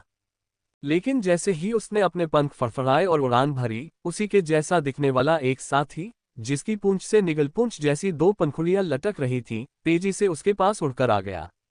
जब निंगजी अचंभित था, तभी दूसरे पक्ष के एंटीना ने स्नेहपूर्वक उसे छुआ और फिर उसने उसके शरीर की सतह से स्रावित एक अजीब जैविक हार्मोन को महसूस किया। जैसे ही यह हार्मोन स्रावित हुआ, निंगजी के हृदय में एक अवर्णनीय, सबसे सहज इच्छा जागृत हुई। इस क्षण निंगजी तुरंत समझ गया कि दूसरा व्यक्ति क्या व्यक्त करना चाहता है। मैथुन, प्रजनन। जी हाँ, मैथुन, प्रजनन। दूसरे पक्ष का संदेश बस इतना ही सरल और भद्दा था। यह क्या हो रहा है? कुछ देर सोचने के बाद दूसरे पक्ष की पूंछ पर निगल पूंछ शैली की पट्टियों को देखकर निंगजी को तुरंत सच्चाई का एहसास हो गया। साथ ही अगर उसका अनुमान गलत नहीं था, तो यह एक मादा स्वैलोटेल तितली होनी चाहिए और यह इस तितली के शरीर की साथी भी हो सकती है। ऐसा कहा जाता है कि तितलियों का अपने जीवन काल में केवल एक ही साथी होता है और वे एक दूसरे के प्रति वफादार होते हैं और कभी एक दूसरे को नहीं छोड़ते। शायद इसी वजह से यह मादा स्वैलोटेल तितली यहां तक पहुंच गई थी। दुर्भाग्यवश उस समय की निंगजी अब कोई साधारण तितली नहीं थी। वह किसी भी हालत में इस तितली के साथ संभोग नहीं कर सकता था। पहला, क्योंकि उसकी मानसिकता इसकी अनुमति नहीं देती थी, और दूसरा, क्योंकि वह अभी मरना नहीं चाहता था। जहां तक उसे पता था, अधिकांश नर तितलियां मैथुन के तुरंत बाद मर जाती हैं। निंग जी अभी मरना नहीं चाहता था, वह अब भी अपनी बेटी को ढूंढना चाहता था और उसे यथासंभव सुरक्षित स्थान पर ले जाना चाहता था। इसलिए वह इस मादा स्वैलोटेल तितली को कोई प्रतिक्रिया नहीं दे सका, और न ही उसे यह पता था कि इसे कैसे भगाया जाए। बेबस होकर निंग जी को इसे नियंत्रित करने और भगाने के लिए मदर नेस्ट का उपयोग करना पड़ा। उसके छोटे एंटीना ने इससे फिर से छुआ और रंगीन प्रकाश तरंग तुरंत मादा स्वैलोटेल तितली तक पहुंच गई, लेकिन एक अजीब बात घटी। मादा स्वैलोटेल तितली इससे प्रभावित नहीं हुई, बल्कि रंगीन प्रकाश तरंग के संपर्क में आने के बाद उसने एक प्रसन्नतापूर्ण जैविक संचार विद्युत तरंग उत्सर्जित की। सम्राट, सम्राट, ये सब क्या है? निंग जी अवाक रह गया। लेकिन मादा स्वैलोटेल तितली अचंभित नहीं हुई। संदेश भेजने की क्षमता का पता चलने पर वह तुरंत निंग जी के पास फड़फड़ाने लगी और सम्राट, पीला, अंगूठी जैसे संदेशों की एक अंतहीन धारा भेजने लगी। इस तरह के व्यवहार से निंग जी को थोड़ी झुंझलाहट हुई, और जैसे ही उसके मन में झुंझलाहट का ख्याल आया, उसके बगल में उड़ रही मादा स्वैलोटेल तितली रंगीन रोशनी की एक चमक में गायब हो गई। जी हाँ, बिल्कुल सही, ये गायब हो गया, बिना किसी चेतावनी के गायब हो गया। आश्चर्य से भरकर निंग जी को अंततः ये मादा स्वैलोटेल तितली मदर नेस्ट के अंदर मिल गई। हालांकि अन्य 30 से अधिक विदेशी कीटों की आकृतियों के विपरीत मादा स्वैलोटेल तितली वर्तमान में शारीरिक रूप से मदर नेस्ट के अंदर मौजूद थी, और जिस क्षेत्र में ये स्थित था वो उन अनुमानों से मौलिक रूप से भिन्न था। यह एक चिपचिपा संवर्धन टैंक था और मादा स्वैलोटेल तितली एक नमूने की तरह हल्के हरे रंग के तरल में पूरी तरह से डूबी हुई थी। संवर्धन टैंक के बाहर अनगिनत तितली के आनुवंशिक अनुक्रम जुगनुओं की तरह तैर रहे थे, मानो वे निंग जी द्वारा अपने आनुवंशिक संवर्धन की दिशा चुनने की प्रतीक्षा कर रहे हों। शत्रु का हमला। निंग जी ने मादा तितली के प्रजनन के मामले पर ज्यादा मेहनत नहीं की। जुगनू जैसी तितली की एक प्रजाति के जीन अनुक्रम का आकस्मिक रूप से अध्ययन करने के बाद उनका ध्यान एक बार फिर अपने प्रियजनों द्वारा छोड़े गए निशानों पर लौट आया।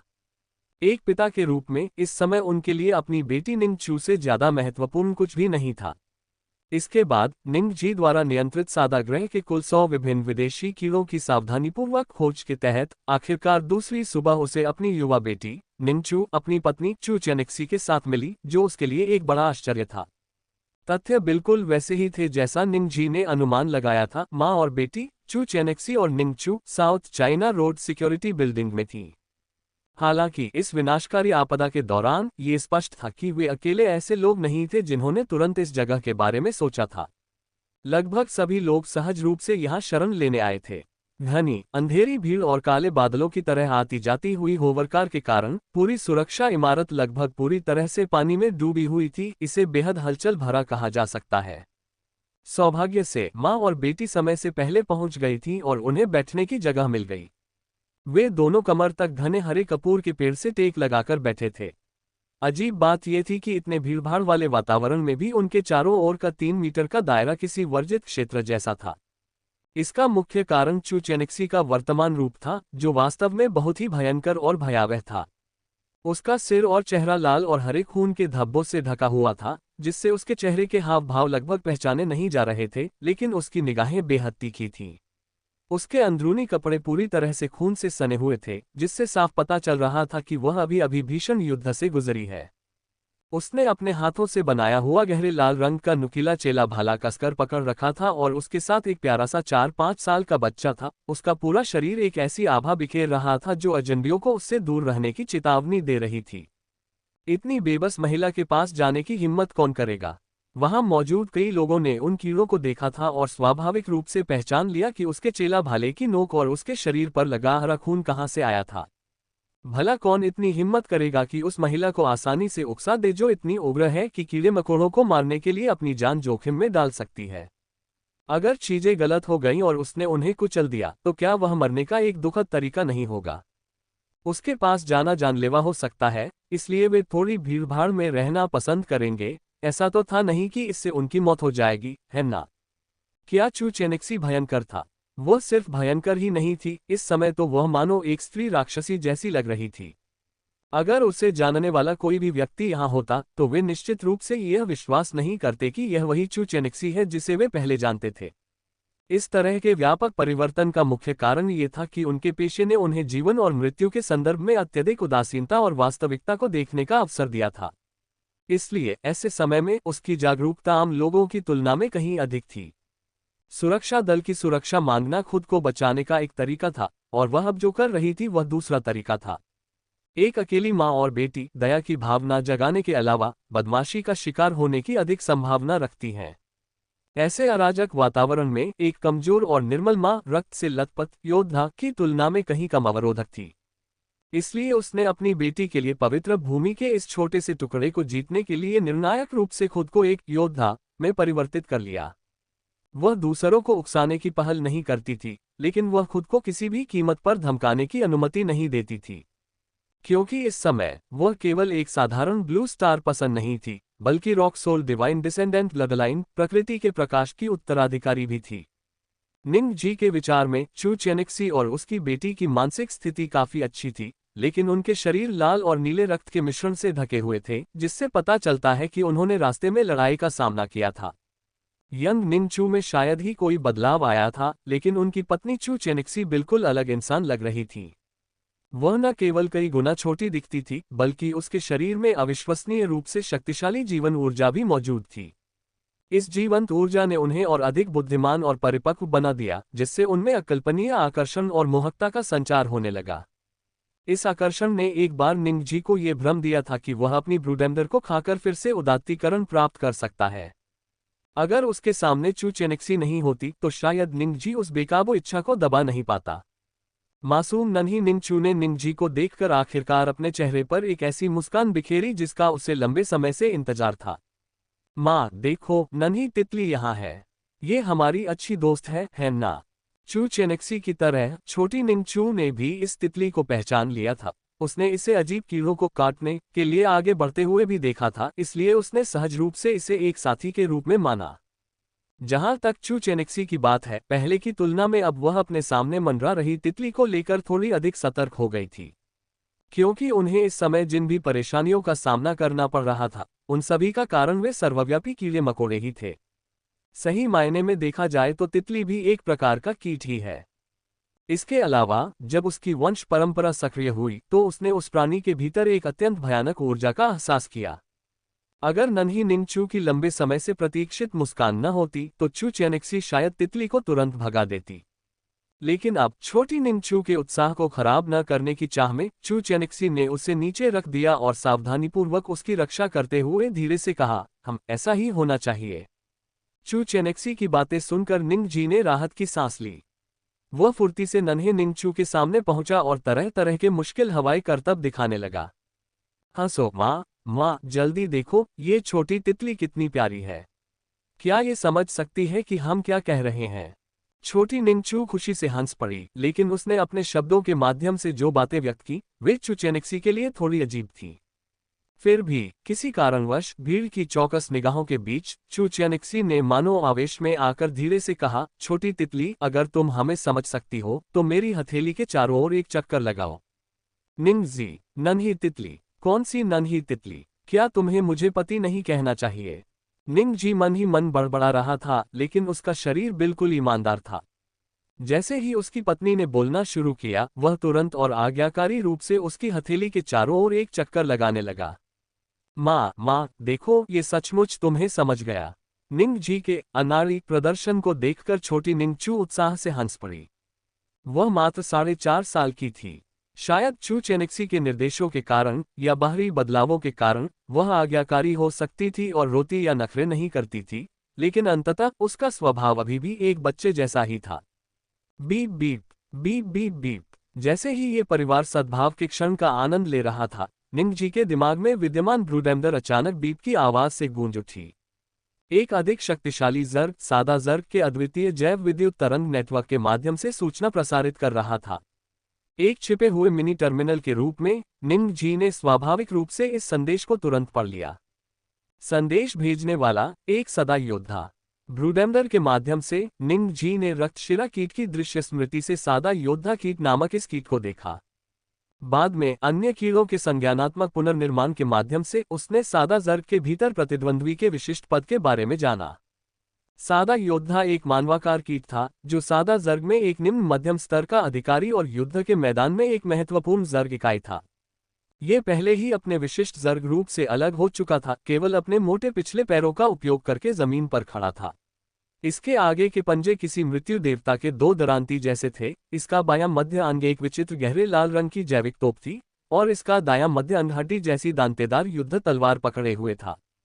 उसका सिर किसी एलियन जैसा था जो काले रंग की पपड़ीदार प्लेटों से ढका हुआ था, जो घने बालों या किसी जैविक कठोर कवच जैसी दिखती थी। नुकीले दांतों और दांतों के साथ वह बेहद भयानक और डरावना था। उनके पास न केवल शक्तिशाली व्यक्तिगत युद्ध क्षमताएं थीं, बल्कि वे सादा जर्ग कमांड सेंटर के टर्मिनल भी थे। वे सादा जर्ग जैव विद्युत तरंगों को तेजी से फैला सकते थे, ब्रूडेमर या यहां तक कि सादा मदरशिप से उच्चतम संकेतों को सीधे प्राप्त कर सकते थे और फिर इन संकेतों को आसपास के बुनियादी सादा जर्ग योद्धाओं जैसे ब्लैक ग्रीन और ब्लड वेन इंसेक्ट्स तक पहुंचा सकते थे। जब सादा झुंड इकट्ठा होने लगा तो योद्धा कीड़े सादा जर्ग के विद्युत तरंग संचरण केंद्र बन गए। जिस प्रकार मानव कमांडर सैनिकों का नेतृत्व करते हैं, उसी प्रकार ये योद्धा कीट ब्लैक ग्रीन और ब्लड वेन झुंडों को युद्ध में ले जाते हैं और ब्रूडेमर या मदरशिप से मिले संकेतों के अनुसार निर्धारित स्थानों पर सटीक हमले करते हैं। इस समय निंग जी ने चुपचाप जो संदेश पकड़ा वह था निर्देशांक 454.240 प्राकृतिक दिव्य वंशज को पकड़ो। जैसे ही निंग जी ब्रूडेमर के माध्यम से अधिक जानकारी प्राप्त करने की कोशिश कर रहा था, अचानक लाल प्रकाश के धब्बे ब्रूडेमर की बोध प्रणाली को घनी तरह से ढक लेते हैं। धरती कांपने लगी और आकाश में लाल बादल छा गए। पल भर में हजारों या लाखों की संख्या में विभिन्न प्रकार के सादा जर्ग प्रकट हो गए। धमाका। इससे पहले कि निंग जी कोई चेतावनी दे पाता, सुरक्षा भवन के ऊपर लाल रोशनी की एक चमक के बाद एक जोरदार गर्जना सुनाई दी। कई होवरकार विशाल आग के गोलों में बदल गईं और नीचे गिर गईं, और वहां ठहरे हुए बचे हुए लोग तुरंत अराजकता में डूब गए। धरती के कंपन को महसूस करते हुए और आकाश में घूमते लाल बादलों को देखते हुए सुरक्षा भवन से अचानक कई तेज चीखें सुनाई दी। दुश्मन का हमला। सुरक्षा टीम कमर कस लो और दुश्मन का सामना करने के लिए तैयार हो जाओ। कुचलना। जी हां, दुश्मन का हमला। गहरे हरे रंग के सदा लीपर और रक्तशिरा उड़ने वाले कीड़ों के झुंड ज्वार की तरह सुरक्षा भवन की ओर उमड़ पड़े।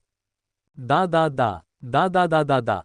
सुरक्षा भवन के ऊपर दर्जनों बख्तरबंद योद्धाओं की पीठ पर मैड ड्रैगन गेटलिंग बंदूकें थीं जिनसे आग की लपटें निकल रही थीं। कीड़ों की पहली लहर आते ही चीख पुकार और चीखों का शोर मच गया। निंग जी को घर पर जिस रक्तशिरा कीट का सामना करना पड़ा था, उसकी तुलना में ये सादा रक्तशिरा वाले उड़ने वाले कीट कहीं अधिक मजबूत थे। उनके चमकदार गहरे हरे रंग के खोल गहरे लाल रक्त वाहिकाओं से सजे हुए थे और उनके दरांती जैसे जबड़े और अग्रपंजे एक रहस्यमय प्रकाश से जगमगा रहे थे जो एक अप्रतिरोध्य और भारी दबाव की अनुभूति करा रहे थे। ये तो केवल उनकी बुनियादी युद्ध क्षमता थी, असली कुलीन तो झुंड के भीतर छिपे हुए दर्जनों सादा योद्धा थे। उन्होंने अपना सामान्य कीटाकार रूप त्याग दिया था और जमीन पर खड़े होने के लिए केवल अपने मोटे पिछले पैरों का इस्तेमाल कर रहे थे। उनके अगले पंजे यमराज के दो दरांती जैसे थे। उनका बायां मध्य अंग एक भुजा की तरह काम करता था, जिसमें हाथ एक विचित्र गहरे लाल रंग की जैविक तोप थी और उनके दाहिने हाथ में हड्डी से बना दांतेदार युद्ध तलवार था। सुरक्षा भवन के ऊपर उड़ने वाली उन कारों का दुर्घटनाग्रस्त होना उन लाल तोपों का ही कमाल था। निंग जी की दृष्टि कमजोर होने के बावजूद भी वह उन्हें मुश्किल से ही स्पष्ट रूप से देख पा रहा था। जमीन से आने वाले कंपन तेज होते गए और जल्द ही सभी को गहरे हरे रंग के सदा लीपर्स का एक अंतहीन झुंड दिखाई देने लगा।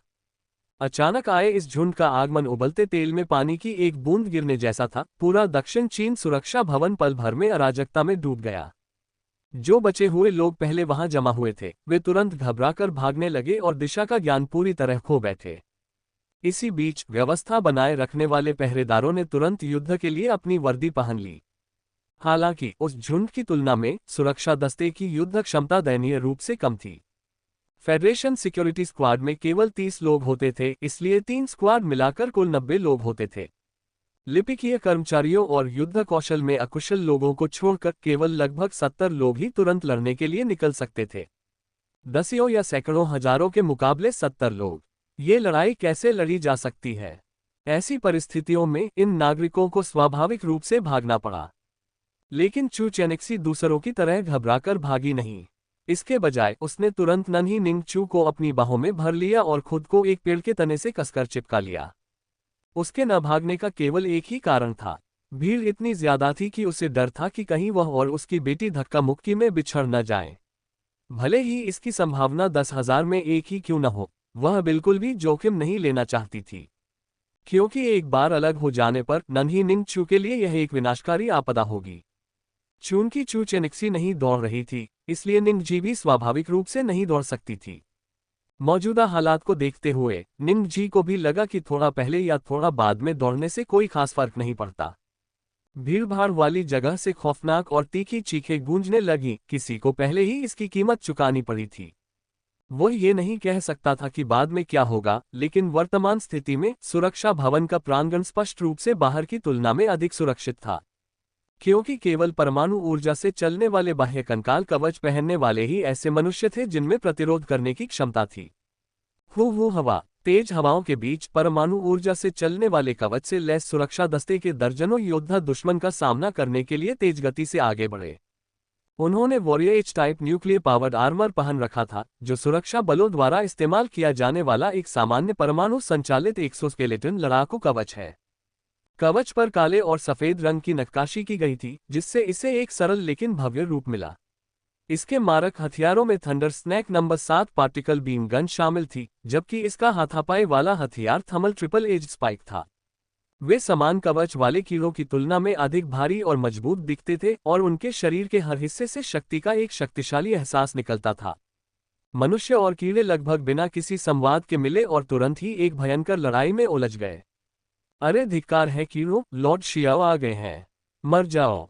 स्वू स्वू स्वू। अपने योद्धा कवच के अंदर दूसरी सुरक्षा टुकड़ी के कप्तान जियाओ ज़ेन ने उत्तेजित हंसी और गालियों के बीच कीड़ों के खिलाफ पहला शॉट दागा। 1 दर्जन से अधिक गरजती हुई लेजर किरणें आकाश को चीरती हुई निकली और झुंड के बीच खून से लथपथ गलियारे बनाती हुई आगे बढ़ी। तेज और गर्जनापूर्ण प्रकाश के नीचे गहरे हरे रंग के सदा लीपर के कठोर कवच भी पल भर में भेद गए। यहां तक कि सबसे शक्तिशाली सदा रक्तशिरा वाले उड़ने वाले कीड़े भी गरजती किरणों के नीचे कांपते हुए अपनी युद्ध क्षमता खो बैठे। अपने कवच द्वारा प्रदान की गई भयावह शक्ति और गति पर भरोसा करते हुए कवचधारी योद्धाओं ने दुश्मनों के झुंड के बीच से अपना रास्ता बनाते हुए उनका संहार किया। दुर्भाग्यवश अच्छे दिन ज्यादा दिन नहीं चले। उनके उत्कृष्ट युद्ध प्रदर्शन के कारण वे जल्द ही सादा योद्धा कीटों के निशाने पर आ गए। धड़ाम, एक धीमी सी धमक के साथ, ठीक उसी समय जब जियाओ ज़ेन और अन्य लोग उत्साह से मार रहे थे, 3 से 4 मीटर लंबा एक मानवाकार कीड़ा उनके सामने आकर गिर पड़ा। जियाओ ज़ेन को इस बात की परवाह नहीं थी कि उसका आकार कैसा है। जैसे ही उसने उस कीड़े को देखा, उसने अपना हाथ उठाया और थंडर स्नैक बीम गन का ट्रिगर दबा दिया। उसके बगल में खड़े 2 टीम सदस्यों ने भी इस विशेष शारीरिक बनावट वाले कीड़े को देखकर गोली चला दी। स्वू स्वू स्वू। 3 प्रचंड किरणें लेजर की तरह निकली। उस तेज और प्रचंड रोशनी में जियाओ ज़ेन को उस कीड़े की दयनीय स्थिति का लगभग पूर्वाभास हो गया था। Boom boom boom. 3 भीषण और जोरदार धमाकों के बाद जियाओ ज़ेन को निराश होने का भी समय नहीं मिला और वह पहले ही स्तब्ध रह गया। न सिर्फ वह, बल्कि उसके अधीन काम करने वाले दोनों टीम सदस्य भी सदमे से स्तब्ध रह गए। यह अप्रभावी है कैप्टन, यह अप्रभावी है। जी हाँ, बिल्कुल अप्रभावी। उनके तीनों शॉट मानवाकार कीट पर लगे, लेकिन पार्टिकल बीम गन द्वारा दागी गई गर्जनापूर्ण लेजर किरणें प्रतिद्वंद्वी को कोई नुकसान पहुंचाने में विफल रहीं। शाओ ज़ेन का वार सीधे उसके सिर पर लगा था, लेकिन प्रतिद्वंद्वी के सिर को थोड़ा सा हिलाने के अलावा उसे जरा भी चोट नहीं पहुंची। उन तीनों की इतनी अतिरंजित प्रतिक्रिया का मुख्य कारण ये था कि ऐसी रक्षात्मक क्षमता पहले ही उनकी समझ से परे थी। ब्लू स्टार के 2 महान संघों को देखते हुए कोई भी कवच thunder snake number 7 beam gun से निकले गोले को बिना किसी नुकसान के झेल नहीं सकता था। लेकिन उनके सामने मौजूद उस क्षुद्र कीट ने अपने कीट छिलके का उपयोग करके भयानक बिजली के कणों का सामना किया था। धिक्कार है, बुरा जिन सही था, ये कीड़े साधारण नहीं हैं। हमले की तैयारी करो, हम अभी इसे करारा झटका देंगे। सुरक्षा दस्ते की सभी लड़ाकू इकाइयों ध्यान दें, दुश्मन के मानवाकार कीट जैसे प्राणियों का रक्षा स्तर अत्यंत उच्च है। थंडर स्नैक नंबर 7 से दागे गए साधारण गोले उन्हें कोई क्षति नहीं पहुंचा सकते। पुनः सुरक्षा दस्ते की सभी लड़ाकू इकाइयों को चेतावनी, दुश्मन। उद्धरण चिन्ह उद्धरण चिन्ह। जियाओ ज़ेन आखिरकार एक कप्तान थे। उन्होंने तुरंत होश संभाला और अपने अधीनस्थों को समायोजन करने का आदेश दिया, फिर तुरंत शॉर्टवेव संचार के माध्यम से सभी लड़ाकू इकाइयों को खुफिया जानकारी भेजी। जवाब देना शिष्टाचार का ही काम है। जैसे ही जियाओ ज़ेन खुफिया जानकारी भेजते हुए आगे बढ़ रहा था, तभी एक लाल बत्ती चमकी और उसके बाईं ओर पहरा दे रहे टीम सदस्य के परमाणु संचालित कवच के पेट में तुरंत एक खून से लथपथ छेद हो गया। जो होंग, इधर मत आना। कप्तान, पीछे हटो, अभी पीछे हटो, जितना हो सके उतने लोगों को बचाओ। संख्या और व्यक्तिगत युद्ध क्षमता दोनों में ही दुश्मन हमसे पूरी तरह से श्रेष्ठ है, ये लड़ाई जीतना नामुमकिन है। जैसे ही जियाओ ज़ेन की आंखें तुरंत लाल हो गईं, वह उसकी ओर दौड़ा, लेकिन इससे पहले कि वह उसके पास पहुंच पाता, झो होंग नामक योद्धा ने उसे चिल्लाकर रोक दिया। युद्ध के मैदान में पेट में कटोरे के आकार का छेद हो जाने और निचले आंतरिक अंगों के तुरंत पिघल जाने के बाद झो होंग नामक सुरक्षा योद्धा अच्छी तरह जानता था कि वह एक मृत व्यक्ति है। अपने कप्तान और साथी को बचाव के लिए आने से रोकने के बाद उसके परमाणु संचालित कवच के पैरों के नीचे लगे थ्रस्टर अचानक सक्रिय हो गए। पीछे हटने के बजाय वह मानवाकार कीड़े की ओर तेजी से बढ़ा। क्लैंग, हवा में एक तीखी धातुई ध्वनि गूंज उठी। जैसे ही तापत तिरी धार वाली कील दांतेदार युद्ध तलवार से टकराए, झो होंग ने तलवार के माध्यम से एक विशाल अदम्य शक्ति का संचार महसूस किया। वह शरद ऋतु की हवा में गिरे हुए पत्ते की तरह उड़ गया।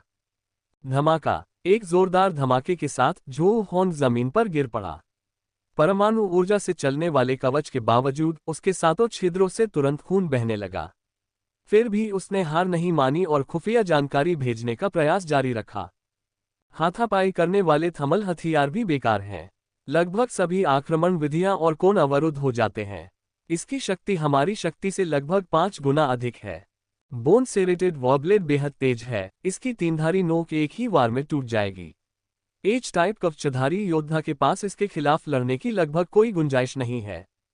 कैप्टन जिंग, कैप्टन शियाओ, कैप्टन चेन, पीछे हटो। धड़ाम, जैसे ही झो होंग ने संदेश भेजना समाप्त किया, उसे घायल करने वाला कीड़ा एक दानव देवता की तरह उसके सामने आ गिरा। दांतेदार युद्ध तलवार उसके पेट में बने खून से लथपथ छेद में घुस गई। जैसे ही वह घूमी, प्रतिद्वंद्वी के कंधों पर मौजूद छिद्र कंपन करने लगे और उसके कान में एक अजीब सी इलेक्ट्रॉनिक ध्वनि गूंज उठी। स्वाभाविक दिव्य वंशज कहाँ? झुंड। एक अजीब कंपन के बाद एक कठोर और रहस्यमय हुआशिया भाषा ने झो होंग को भी आश्चर्य से रुकने पर मजबूर कर दिया। लेकिन केवल एक पल के लिए उसने तुरंत अपना संयम वापस पा लिया और वॉरियर एच टाइप आर्मर के आत्म विनाश अनुक्रम को सक्रिय कर दिया। ये वॉरियर एच टाइप आर्मर का अंतिम दांव था और साथ ही यह पारस्परिक विनाश का दांव भी था। अरे कमीने, क्या तुम सच में चीनी बोल सकते हो? चलो साथ में मरते हैं। बूम, एक उन्मादपूर्ण दहाड़ के बीच झो होंग के शरीर पर मौजूद वॉरियर एच टाइप कवच एक कानफाड़ देने वाले विस्फोट के साथ फट गया, जिसके परिणामस्वरूप अचानक भयंकर लपटें उठने लगीं। उस भीषण विस्फोट की गूंज पूरे आकाश और पृथ्वी में सुनाई दी, जिससे वह क्षेत्र पूरी तरह से समतल हो गया जहां झो होंग पहले मौजूद था। हालांकि सादा योद्धा कीट को पूरी तरह से क्रोधित करने के अलावा विस्फोट ने उसके कीट कवच पर केवल कुछ झुलसने के निशान छोड़े और उसे नुकसान पहुंचाने में विफल रहा। इसका मतलब ये था कि इस मानवाकार कीट के सामने मानव योद्धा एच टाइप कवच बिल्कुल कुछ भी नहीं था, सिवाय स्क्रैप धातु के ढेर के। आत्मघाती हमले का प्रयोग करने पर भी ये प्रतिद्वंद्वी को कोई नुकसान नहीं पहुंचा सका। सब कुछ पलक झपकते ही हो गया। झो होंग बलिदान देने वाला एकमात्र सैनिक नहीं था, न ही वह पहला था, लेकिन वह ऐसा सैनिक था जिसने सबसे कम समय में सबसे अधिक जानकारी दी। समय बीतने के साथ साथ दुश्मन से मुकाबला करने की पहल करने वाले गार्ड के दर्जनों बख्तरबंद सैनिक युद्ध में मारे जा चुके थे। ऐसी युद्धकालीन परिस्थितियों में भाग रहे सभी जीवित बचे लोग और भी अधिक उन्मादी और घबराए हुए हो गए और अपनी हताशा में रास्ता भटक गए। गार्ड के बख्तरबंद सैनिकों को कुचलते हुए देखकर उन्हें ये बात और भी स्पष्ट रूप से समझ में आ गई कि गार्ड के पास उनकी रक्षा करने की कोई क्षमता नहीं थी। ये लानत कीड़े बहुत ताकतवर थे, इतने ताकतवर कि उन्होंने सबको हताश कर दिया। लेकिन किसी कारणवश उस मानवाकार कीट और गार्ड के बख्तरबंद सैनिकों के बीच हुई लड़ाई को देखने के बाद निंग जी और चू चेनेक्सी दोनों के दिलों में बलिदान हुए सैनिकों के प्रति दया के अलावा कोई भी भावना जागृत नहीं हुई। ये लानत कीड़े बेशक ताकतवर थे, लेकिन उनकी नजरों में हमेशा कुछ न कुछ कमी सी महसूस होती थी। विशेष रूप से निंग जी, उसके मन में यह विचार भी आया कि यदि वह अपनी जान बचाने के लिए लड़ने के लिए आगे बढ़ता है तो शायद वह एक या दो को मार सकता है। हालांकि यह विचार मन में आते ही निंग जी ने इसे तुरंत दबा दिया, किसी और कारण से नहीं, बल्कि केवल अपने पास मौजूद अपनी पत्नी और बेटी की खातिर। मानव स्वभाव स्वार्थी होता है। ऐसे माहौल में निंग जी के लिए अपनी पत्नी और बच्चे की सुरक्षा से बढ़कर कुछ भी महत्वपूर्ण नहीं था। यदि वह अंतिम सांस तक लड़ने का विकल्प चुनता है तो परिणाम चाहे कुछ भी हो, सबसे पहले और सबसे महत्वपूर्ण बात यह है कि चू चेनेक्सी और उसकी बेटी अनिवार्य रूप से खतरे में पड़ जाएंगी। उन्हें जानबूझकर खतरे में डालना निंगजी को मंजूर नहीं था। मम्मी, चू चू बहुत डरी हुई है। क्या हम यहाँ से जा सकते हैं? यहाँ तो बहुत सारे भयानक कीड़े मकोड़े हैं। ठीक इसी क्षण अपनी माँ की गोद में सुरक्षित बैठी नन्ही निंगचू बोल पड़ी। उसे ये कीड़े याद आ गए थे और वह भी इन राक्षसों से बहुत डरती थी। जब से ये राक्षस प्रकट हुए हैं, नन्ही निंगचू का शरीर थोड़ा थोड़ा कांप रहा था। ठीक है, हम चलते हैं। डरो मत चू चू, मम्मी तुम्हारी रक्षा करेगी। चू चेनेक्सी ने कोमल स्वर में चूचू को सांत्वना दी। इस प्रकार एक विचित्र दृश्य उत्पन्न हुआ। चू चेनेक्सी जहां भी जाती, उस पर हमला करने वाले विभिन्न कीड़े मकोड़े महत्वपूर्ण क्षणों में तरह तरह के हास्यास्पद व्यवहार प्रदर्शित करते थे। एक सदा रक्त शिराओं वाला उड़ने वाला कीड़ा तेजी से चू चेनेक्सी की ओर झपटा, लेकिन जैसे ही वह उसके सिर से 5 मीटर की दूरी पर पहुंचा, उसने अचानक एक विचित्र मोड़ लिया और सिर के बल एक लैंपपोस्ट से टकरा गया। जैसे ही एक काले सायन रंग का सादा लीपर मलबे से बाहर कूदा, अचानक उसके बगल में मौजूद एक अन्य लीपर ने उस पर हमला कर दिया। सुरक्षा भवन के ऊपर लड़ाई जारी थी। युद्ध शक्ति में भारी असमानता के कारण गार्ड के आधे से अधिक बख्तरबंद सैनिक पहले ही शहीद हो चुके थे। कप्तान, विरोधी का निशाना ईश्वर वंशज वंश है। सुरक्षा ब्रिगेड के कप्तान शिंग तियानई की टुकड़ी में कवच खो चुके एक सैनिक ने मरने से पहले यह महत्वपूर्ण खुफिया जानकारी जोर से चिल्ला कर दी। ईश्वरीय वंशज वंश। दुर्भाग्यवश इस तथाकथित ईश्वर वंशज वंश के बारे में जिंग तियानई को कुछ भी पता नहीं था, उसने इसके बारे में कभी सुना भी नहीं था। इसके विपरीत भीड़ के साथ तेजी से दौड़ रही चू चेनेक्सी उस गर्जना को सुनकर अचानक रुक गई। ईश्वर वंशज वंश। विरोधी टीम का निशाना वही थी। हालांकि यह महज एक क्षणिक विराम था। चू चेनेक्सी अंततः अपने चेहरे पर एक जटिल भाव लिए हुए भाग गई।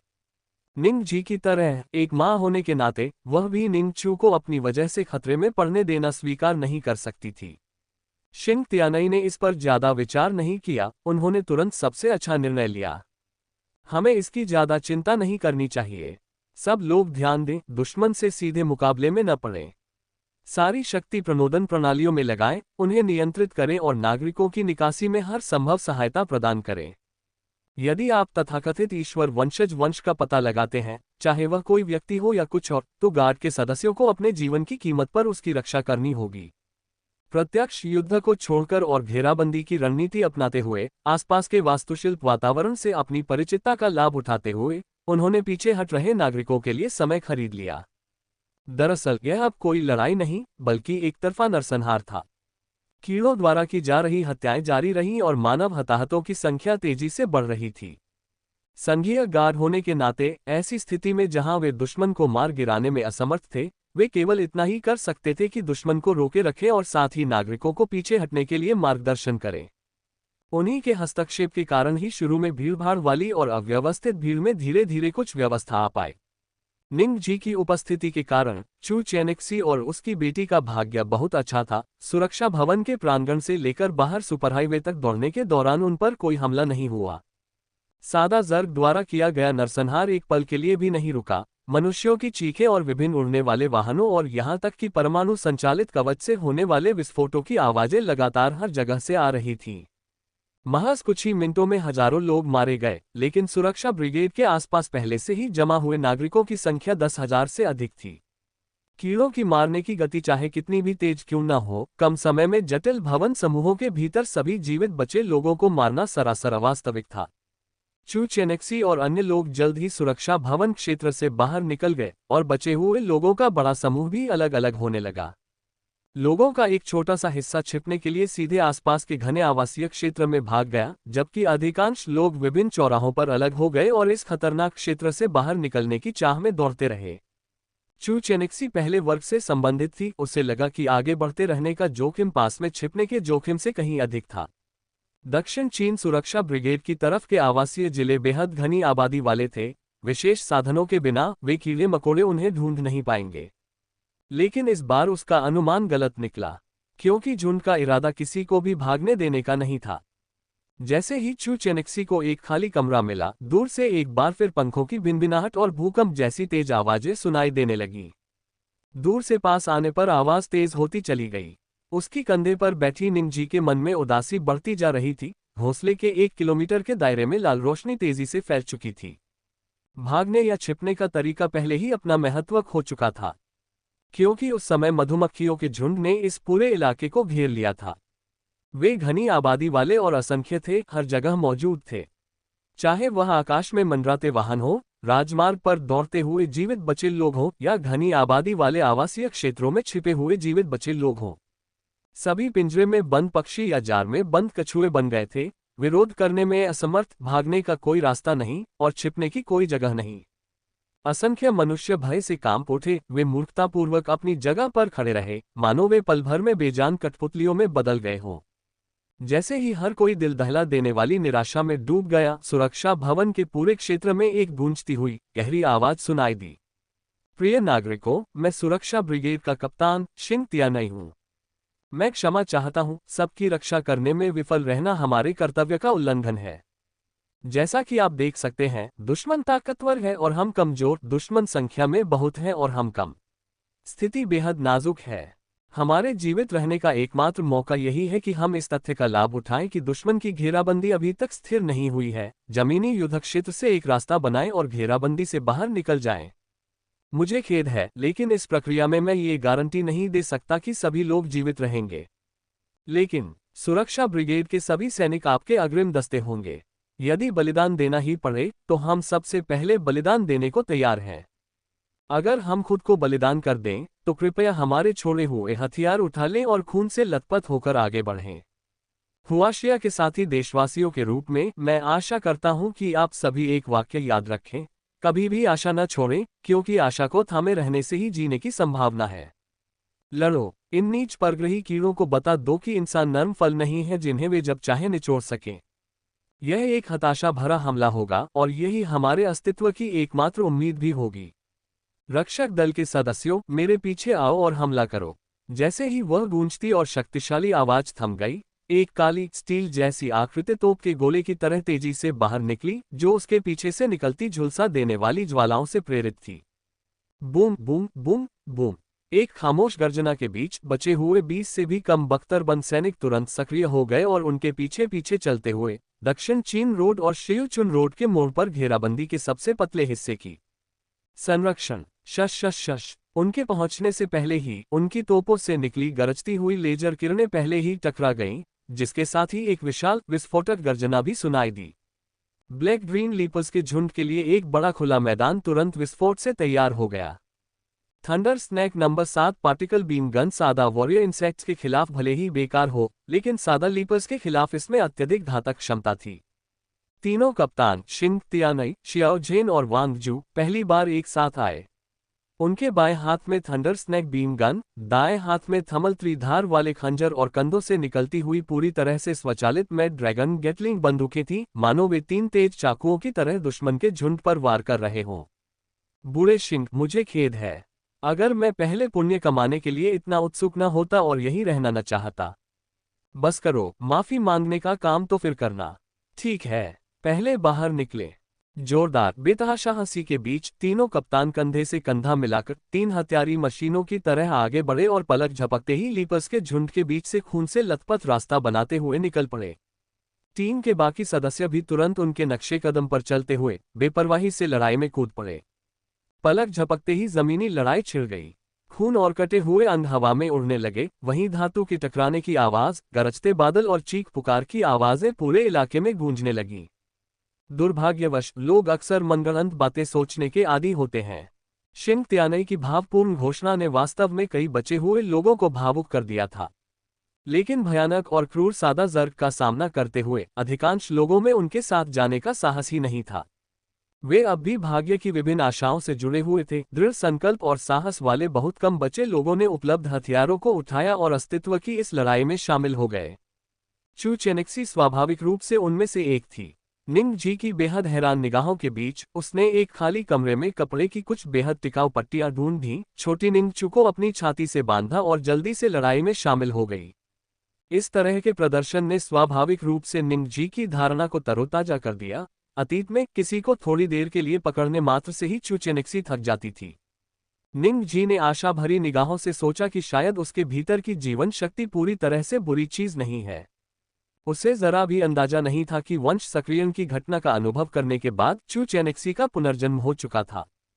चाहे थोड़ी देर पहले सुरक्षा भवन की ओर भागना हो या अब इस तरह का कठिन व्यायाम करना हो, उसे बिल्कुल भी थकान महसूस नहीं हुई। लकड़ी के भाले को दोनों हाथों से पकड़े हुए उसके शरीर की हर कोशिका उबल रही थी। वूश वूश क्लैंग, धातु की गड़गड़ाहट सुनाई दी। निंग जी के आश्चर्य के लिए चू चेनेक्सी का भाला हवा की तरह लहराया, आसानी से एक कीड़े के अगले पंजे को रोकते हुए ठंडी रोशनी की एक लकीर की तरह आगे बढ़ा। स्क्विश, एक काले हरे रंग के लीपर के सिर को अचानक गहरे लाल रंग के चेलेसेरा भाले से छेद दिया गया, जिससे हरे रंग का कीट रक्त फैल गया। उसे एक ही वार से निंग जी पूरी तरह से स्तब्ध रह गया। जब से उन्होंने डेटिंग शुरू की थी तब से लेकर आपदा के दिन तक चू चेनेक्सी ने अपना अधिकांश समय अस्पताल में बिताया था और उसे भाले या हथियारों के साथ अभ्यास करने का कभी समय नहीं मिला था। फिर भी अभी अभी किया गया वह हमला उसके कार्यकुशल और सटीक थे। ये स्पष्ट था कि वह कोई नौसिखिया नहीं थी, जिसने निंग जी को इसे कुछ हद तक अविश्वसनीय बना दिया। हालांकि चूंकि वह पहले ही कायापलट जैसी बेतुकी चीज का सामना कर चुका था, इसलिए इस या उस पर विचार करने का कोई मतलब नहीं था। इस नाजुक क्षण में निंग जी ने नन्हे निंगचू के कंधे पर कपड़ों को कसकर पकड़ा, अपनी इच्छाशक्ति को हाइव पर केंद्रित किया और आसपास के सादा जर्ग को नियंत्रित और बाधित करना शुरू कर दिया, जिससे चू चेनेक्सी और पूरी ब्रेकआउट टीम पर दबाव कम हो गया। निंग जी की उपस्थिति के कारण ही चू चेनेक्सी और उनकी टीम चमत्कारिक रूप से दर्जनों मीटर आगे बढ़ने में सक्षम हो पाए। बाहरी लोगों के लिए चू चेनेक्सी के उस हमले ने निस्संदेह मनोबल बढ़ाया और कई बचे हुए लोग जो इसे देख रहे थे, इसी वजह से भागने वाली टीम में शामिल हो गए। उनकी नजरों में चू चेनेक्सी चाहे कितनी भी क्रूर क्यों न हो, वो फिर भी एक महिला थी, एक गर्भवती महिला। अगर वह भी भाला उठाकर किसी कीड़े के सिर को छेदने की हिम्मत कर सकती है, तो उन्हें किस बात का डर होगा? क्या वे सचमुच इतने कायर होने वाले थे कि वे एक महिला से भी बदतर थे? दरअसल जब वे सचमुच युद्ध में शामिल हुए तो उन्हें एहसास हुआ कि वे न केवल उतने अच्छे नहीं थे, बल्कि वे उसके जूते उठाने के भी लायक नहीं थे। तेज हवा के बीच चू चेनेक्सी के हाथ में भाला किसी अप्सरा की तरह हल्का और सुंदर था, लेकिन उसके भाले से छूता हुआ कोई भी कीड़ा या तो मर जाता था या अपनी आधी जान गंवा देता था। निंग जी की सावधानीपूर्वक देखभाल के साथ चू चेनेक्सी ने आश्चर्यजनक रूप से तेज गति से हमला करते हुए ब्रेकआउट टीम के सबसे आगे तक धावा बोल दिया। इस समय उसके शरीर की युद्ध कोशिकाएं पूरी तरह से जागृत हो चुकी थीं। उसके हाथ में मौजूद भाला मानो उसकी बाह का ही एक हिस्सा बन गया था। जैसे ही इन कीड़ों के शरीर में तनाव आता था या उनके लचीले अंग हिलते थे, वह तुरंत समझ जाती थी कि वे कैसे चलेंगे। इसके बाद उसे केवल सही समय पर भाला चलाना था, जिससे वह आसानी से कीड़े के सिर के सबसे कमजोर हिस्से यानी उसकी जटिल आंख को भेद सके। सब कुछ बिना किसी विचार विमर्श के हुआ। ये पूरी तरह से सहज था, मानो ये चीजें बहुत पहले से उसके रक्त में समा गई हों और उसकी अस्थियों में समा गई हों। खून, कटे हुए अंग, आग की रोशनी, गरजते धमाके, झुलसा देने वाली गर्मी, खून की तीखी दुर्गंध, अराजक युद्ध क्षेत्र, सब कुछ इतना परिचित था। साधारण बचे हुए लोगों की तो बात ही छोड़िए, यहाँ तक कि सबसे आगे तैनात तीनों कप्तान जिंग तियानई, शियाओ जेन और वांग जू भी आश्चर्य से उसकी ओर देखने से खुद को रोक नहीं पाए। ये तो सबको पता ही होगा कि इस महिला ने अपने खून के रिश्ते से लड़ते हुए टीम में सबसे आगे तक का सफर तय किया था, और वह भी अपनी छाती से बंधी 3 या 4 साल की बच्ची को लिए हुए। अगर वे इस समय युद्ध के मैदान में ना होते तो शायद वे तीनों ये देखने के लिए खुद को थप्पड़ मार लेते कि कहीं वे सपना तो नहीं देख रहे हैं। दुर्भाग्यवश युद्ध की स्थिति अत्यंत गंभीर थी। इतनी तुच्छ बात करने की तो बात ही छोड़िए, उनके पास चू चेनेक्सी की युद्ध क्षमता पर विचार करने का भी समय नहीं था। अब भागने वाली टीम में सैकड़ों लोग शामिल थे और चून की सुरक्षा दल के बख्तरबंद सैनिकों की युद्ध क्षमता जमीनी स्तर पर तैनात ब्लैक ग्रीन लीपर्स की तुलना में कहीं अधिक थी, और निंग जी के गुप्त हेरफेर के कारण टीम ने तेजी से 100 मीटर से अधिक की दूरी तय कर ली। 100 मीटर से अधिक आगे बढ़ने के बाद भी हमले का दबाव लगातार बढ़ता ही जा रहा था और आगे अनगिनत कीड़े मकोड़े मौजूद थे।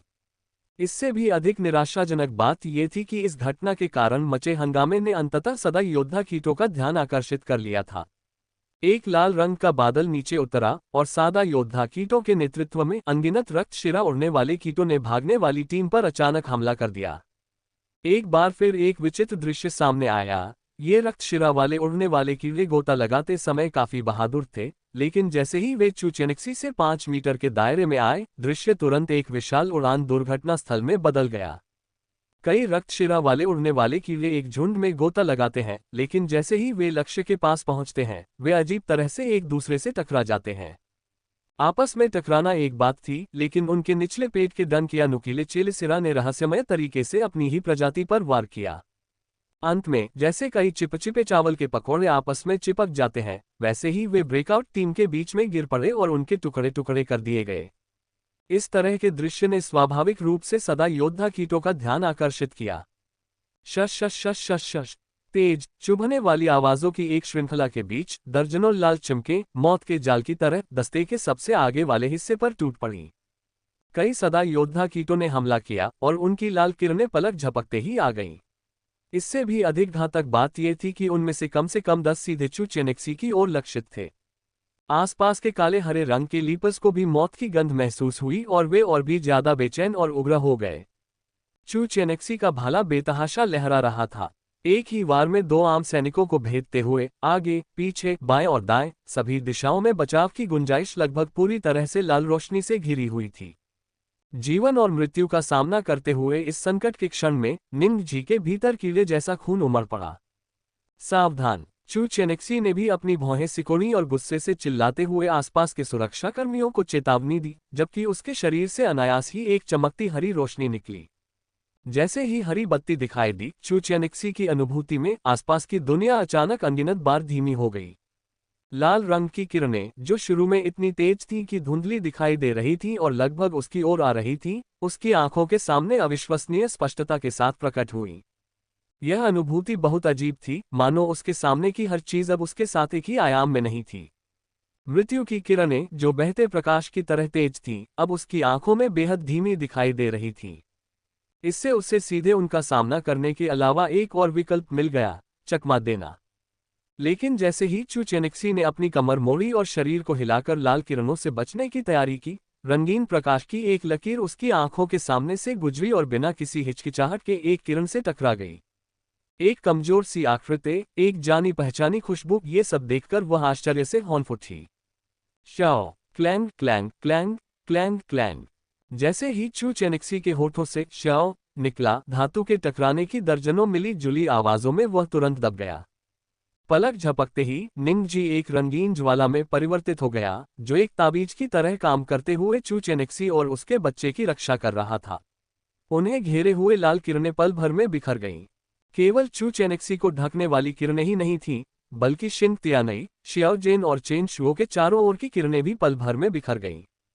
चू चेनेक्सी की तुलना में, जिसने इसे स्पष्ट रूप से देखा, तीनों कप्तान शिंग तियानई, शियाओ जेन और चेन शुओ ने केवल रंगीन प्रकाश की एक लकीर देखी। लाल रंग की चमक से भी तेज रंगीन रोशनी की एक लकीर, अविश्वसनीय रूप से फुर्तीली और तेज रंगीन रोशनी की एक लकीर, आशा की रोशनी की एक लकीर जिसने पल भर में खतरनाक स्थिति को चकनाचूर कर दिया। ईश्वर वंशज! इस दृश्य ने न केवल चू चेनेक्सी और उसके समूह को स्तब्ध कर दिया, बल्कि हमला करने वाले सदा योद्धा कीट भी क्षण भर के लिए चौंक गए। ये जानना जरूरी है कि उनके मध्य बाएं अंगों से दागी गई लेजर किरणें संपीड़ित क्वांटम डार्क एनर्जी थीं, जो लगभग किसी भी चीज को भेदने में सक्षम थीं। इस समय चू चेनेक्सी का समूह और सादा योद्धा कीट दोनों ही इस बात को लेकर बेहद उत्सुक थे कि यह रंगीन रोशनी वास्तव में क्या थी। सदा योद्धा कीटों की विचित्र चीखों के बीच काले हरे छलांग लगाने वाले और रक्तशिरा उड़ने वाले कीटों ने अपने निरंतर हमलों को रोक दिया और बिना हमला किए उन्हें घेरने लगे। लाल किरणों को चकनाचूर कर देने वाली रंगीन चमक धीरे धीरे मंद पड़ने लगी और अंततः चू चेनेक्सी के हाथ पर आकर रुक गई। ठीक इसी क्षण सादा योद्धा कीट के साथ साथ शिंग तियानई, शियाओ जेन, चेन शुओ और अन्य लोगों ने अंततः रंगीन प्रकाश का वास्तविक रूप देखा। एक तितली! जी हाँ, बिल्कुल सही, एक तितली। सदा योद्धा कीटों की तो बात ही छोड़िए, मनुष्यों ने स्वयं कभी यह उम्मीद नहीं की थी कि इस फुर्तीली रंगीन आभा के पीछे की सत्ता एक तितली होगी। ये ताइहुआ क्षेत्र के फूलों की क्यारियों में पाई जाने वाली सबसे आम और साधारण ब्लू मोमन तितली थी। सदमे के बाद दया और अफसोस का भाव आया, क्योंकि निंग जी इस समय खून से लथपथ था और चू चेनेक्सी के हाथ की पीठ पर पड़ा हुआ छटपटा रहा था। लाल किरणें उसकी कल्पना से कहीं अधिक शक्तिशाली थीं, सुरक्षात्मक रंगीन प्रकाश के बावजूद भी उसका शरीर अभी भी पतन के कगार पर था। हालांकि चू चेनेक्सी और छोटी निंग चू को पूरी तरह से सुरक्षित देखकर निंग जी को कोई पछतावा नहीं हुआ, बल्कि चिंता हुई। अगर ऐसा दोबारा हुआ तो भी वह बिना किसी झिझक के आगे बढ़ेगा, क्योंकि उसके जीवित रहने का कारण ही उनकी रक्षा करना था। निंग जी द्वारा अपनी जान जोखिम में डालकर उसे बचाने के दूसरे कार्य ने चू चेनेक्सी को बहुत प्रभावित किया और उसे अपनी पिछली संशयता पर शर्म महसूस हुई। इस नन्ही तितली की जीवन शक्ति धीरे धीरे कम होती जा रही है, यह महसूस करते हुए चू चेनेक्सी के भीतर की विचित्र जीवन शक्ति सहज रूप से उसके हाथ के पिछले हिस्से में एकत्रित होने लगी। जैसे ही यह जीवन शक्ति एकत्रित हुई, लगातार कमजोर होता जा रहा निंग जी एक लंबे समय से भूखे कैदी की तरह उस जीवंत हरी ऊर्जा को तेजी से अवशोषित करने लगा।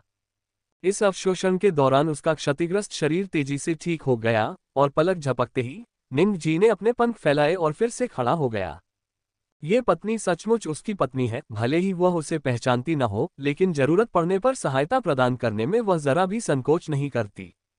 उनके प्रदर्शन ने मानो पूरे युद्ध क्षेत्र पर एक तरह का लकवाग्रस्त जादू कर दिया हो, जिससे सब कुछ एक पल के लिए थमसा गया हो। हालांकि ये केवल एक क्षण के लिए ही था कि निंग जी की चेतना के दायरे में मौजूद छत्ते से फिर से बीप की आवाजें आने लगीं। सदा योद्धा कीट एक बार फिर जैविक रेडियो तरंगे प्रसारित कर रहे थे। पता चला प्राकृतिक दिव्य वंशज, जिंदा पकड़ो। पता चला प्राकृतिक दिव्य वंशज, उद्धरण चिन्ह ... उद्धरण चिन्ह। पल भर में जैविक रेडियो तरंगे लगातार प्रसारित होने लगीं और सभी जर्ग चू चेनेक्सी को ध्यान से देखने लगे। कीड़ों के झुंड के भीतर गलियारे दिखाई दिए और दर्जनों सादा योद्धा कीड़े चारों ओर से निकले और जिंग तियानई के तथाकथित भागने वाले दस्ते को घेर लिया। ईश्वर का वंशज। निंग जी ने चू चेनेक्सी को संदेह भरी नजरों से देखा, जो अपनी बेटी को गोद में लिए हुए थी। एक अजीब लकड़ी का भाला चला रही थी, जिससे हल्की हरी रोशनी निकल रही थी और जो रहस्यमय प्रतीत हो रही थी। शायद ये सचमुच संभव था, क्योंकि केवल यही उसके बारे में सभी विसंगतियों की व्याख्या कर सकता है। शायद उसे भी उसकी तरह किसी विचित्र परिवर्तन का सामना करना पड़ा हो। निंग जी को ये समझ नहीं आया कि ईश्वर वंशज क्या होता है, लेकिन सादा जर्ग की संरचना को देखकर वह स्वाभाविक रूप से समझ गया कि यह कोई मामूली बात नहीं है। जहां तक तीनों कप्तानों शिंग तियानई, शियाओ जेन और चेन शुओ की बात है, उन्होंने लगभग तुरंत ही चू चेनेक्सी की ओर देखा। एक रक्षक के रूप में उनकी पेशेवर प्रवृत्ति ने उन्हें बताया कि उनके सामने मौजूद ये रहस्यमय महिला संभवतः तथाकथित ईश्वर की वंशज थी। उनकी आंखों में चिंता साफ झलक रही थी, और हालांकि उनकी thunder number 7 particle cluster gun पूरी तरह से चार्ज थी, फिर भी उन्होंने जल्दबाजी में कोई कार्रवाई करने की हिम्मत नहीं की। इस समय तथाकथित हताशा भरी भागने की कोशिश एक मजाक बन चुकी थी। उनकी संख्या कम थी, उनकी व्यक्तिगत युद्ध क्षमता पूरी तरह से नष्ट हो चुकी थी, और उनके बच निकलने की जरा भी संभावना नहीं थी। बाहर निकलने में असमर्थ होने का मतलब यह नहीं था कि वे प्रतिरोध छोड़ देंगे। जिस क्षण उन्होंने अपने सुरक्षा बैज पहने थे, उसी क्षण उन्होंने शपथ ली थी, वे आत्मसमर्पण करने के बजाय युद्ध में मरना पसंद करेंगे। इसके अलावा उनके सामने मौजूद ये चीजें कभी भी उनके आत्मसमर्पण को स्वीकार नहीं करेगी। ची ची ची ची। कुछ देर के विराम के बाद दर्जनों सदा योद्धा कीटों की सामूहिक चीखों के बीच झुंड में हलचल मच गई और लड़ाई एक बार फिर शुरू हो गई। शायद दूरी बहुत कम होने के कारण या किसी अन्य कारण से इस बार उन मानवाकार जर्ग ने अपने जैविक आग्नेयास्त्रों का उपयोग नहीं किया, बल्कि अपने हाथों में कसकर पकड़ी हुई दांतेदार युद्धक तलवारों के साथ आगे बढ़े। चटक, बिजली कड़की और जिंग तियानई और उसके साथी बेकाबू हो गए। उनकी thunder snake number 7 cluster gun, जो काफी समय से पूरी तरह चार्ज थी, ने तुरंत ही भयानक बिजली छोड़ दी। जैसे ही भयंकर बिजली बंदूक के मुंह से निकली, वह गरज के कई सांपों में तब्दील हो गई और अपने आसपास की हर चीज को अपनी चपेट में ले लिया। उसी समय उसके बगल में मौजूद शेष 4 बख्तरबंद गार्ड सैनिकों, जिनमें जियाओ जेन और चेन शुओ शामिल थे, ने तुरंत समर्थन प्रदान करने के लिए गोलीबारी शुरू कर दी। पलक झपकते ही भयानक विद्युत ऊर्जा से लथपथ दर्जनों बिजली के सांप आसपास के झुंड में तेजी से फैल गए। सुरक्षाकर्मी, इन मानवाकार कीड़ों को रोको। जाना। तेज बिजली कड़कने के बीच जिंग तियानई ने चू चेनेक्सी की बांह पकड़ी और उसे दूर फेंक दिया। शिंग तियानई को नहीं पता था कि ये कीड़े किसी देववंशी को क्यों ढूंढना चाहते हैं, और न ही उसे इस बात की परवाह थी कि ये कीड़े क्या करने की कोशिश कर रहे हैं। लेकिन एक बात जिसके बारे में वह बिल्कुल स्पष्ट था, वह यह थी कि उसके सामने खड़ी यह महिला निश्चित रूप से बहुत महत्वपूर्ण थी।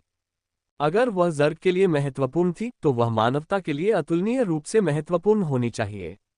वे मर सकते हैं, लेकिन इस महिला को जीना ही होगा। शिंग त्यानई ने सहज रूप से इस महिला के भागने में यथासंभव मदद करने का निर्णय लिया। बूम! एक जोरदार धमाके के साथ सब कुछ पलक झपकते ही हो गया।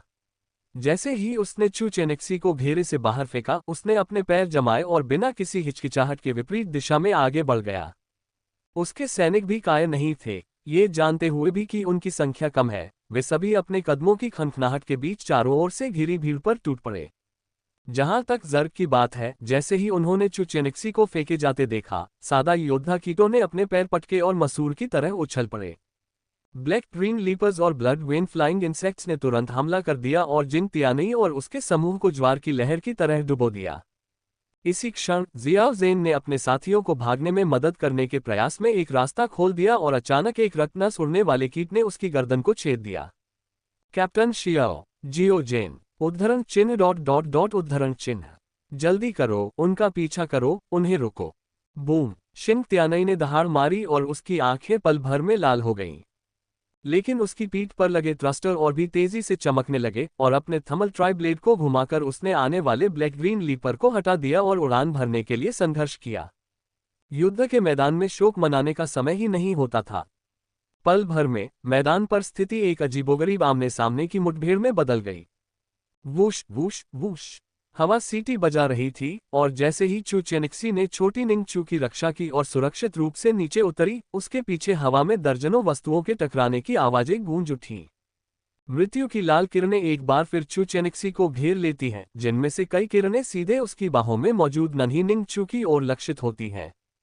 उसी समय कई दांतेदार युद्धक तलवारें चाकुओं के पहाड़ की तरह नीचे की ओर दबाव डाल रही थीं। स्थिति बेहद नाजुक थी, फिर भी चू चेनेक्सी असामान्य रूप से शांत थी। ईश्वर वंशज रक्तरेखा के सक्रिय होने से न केवल उसका शरीर प्रभावित हुआ, बल्कि उसका मन भी अनजाने में शांत और स्थिर हो गया था। चू चू, मम्मी को कसकर पकड़ लो। नन्ही तितली, मेरी मदद करो। धीमी सी चीख के साथ चू चेनेक्सी ने अपना लंबा भाला बढ़ाया और पलक झपकते ही नीचे की ओर दबाव डाल रहे तलवारों के पहाड़ को हटा दिया। अपने शरीर को मोड़ते हुए वह 7 या 8 घातक किरणों के प्रक्षेप पथ से बाल बाल बची। जहां तक निंगजी की बात है, चू चेनेक्सी को कुछ भी कहने की जरूरत नहीं थी। जैसे ही लाल किरणें दागी गईं, उसके शरीर पर एक बार फिर रंगीन चमक फैल गई। Clang clang clang clang clang! धातु के टकराने की तीव्र ध्वनि गूंजी और टुकड़ों में कटने जैसा असहनीय दर्द महसूस करते हुए निंगजी ने तुरंत उन लाल किरणों को चकनाचूर कर दिया जिनसे चू चेनेक्सी बच नहीं सकी। हालांकि जब वह चू चेनेक्सी के कंधे पर लौटा तो उसका शरीर एक बार फिर ढहने की कगार पर था। Puff puff puff puff puff! घातक खतरे के टल जाने के बाद चू चेनेक्सी का लंबा भाला लहराया और नीले हरे रक्त के फव्वारे आकाश में फूटने लगे, जिससे एक के बाद एक जर्ग के सिर छेदे जाने लगे।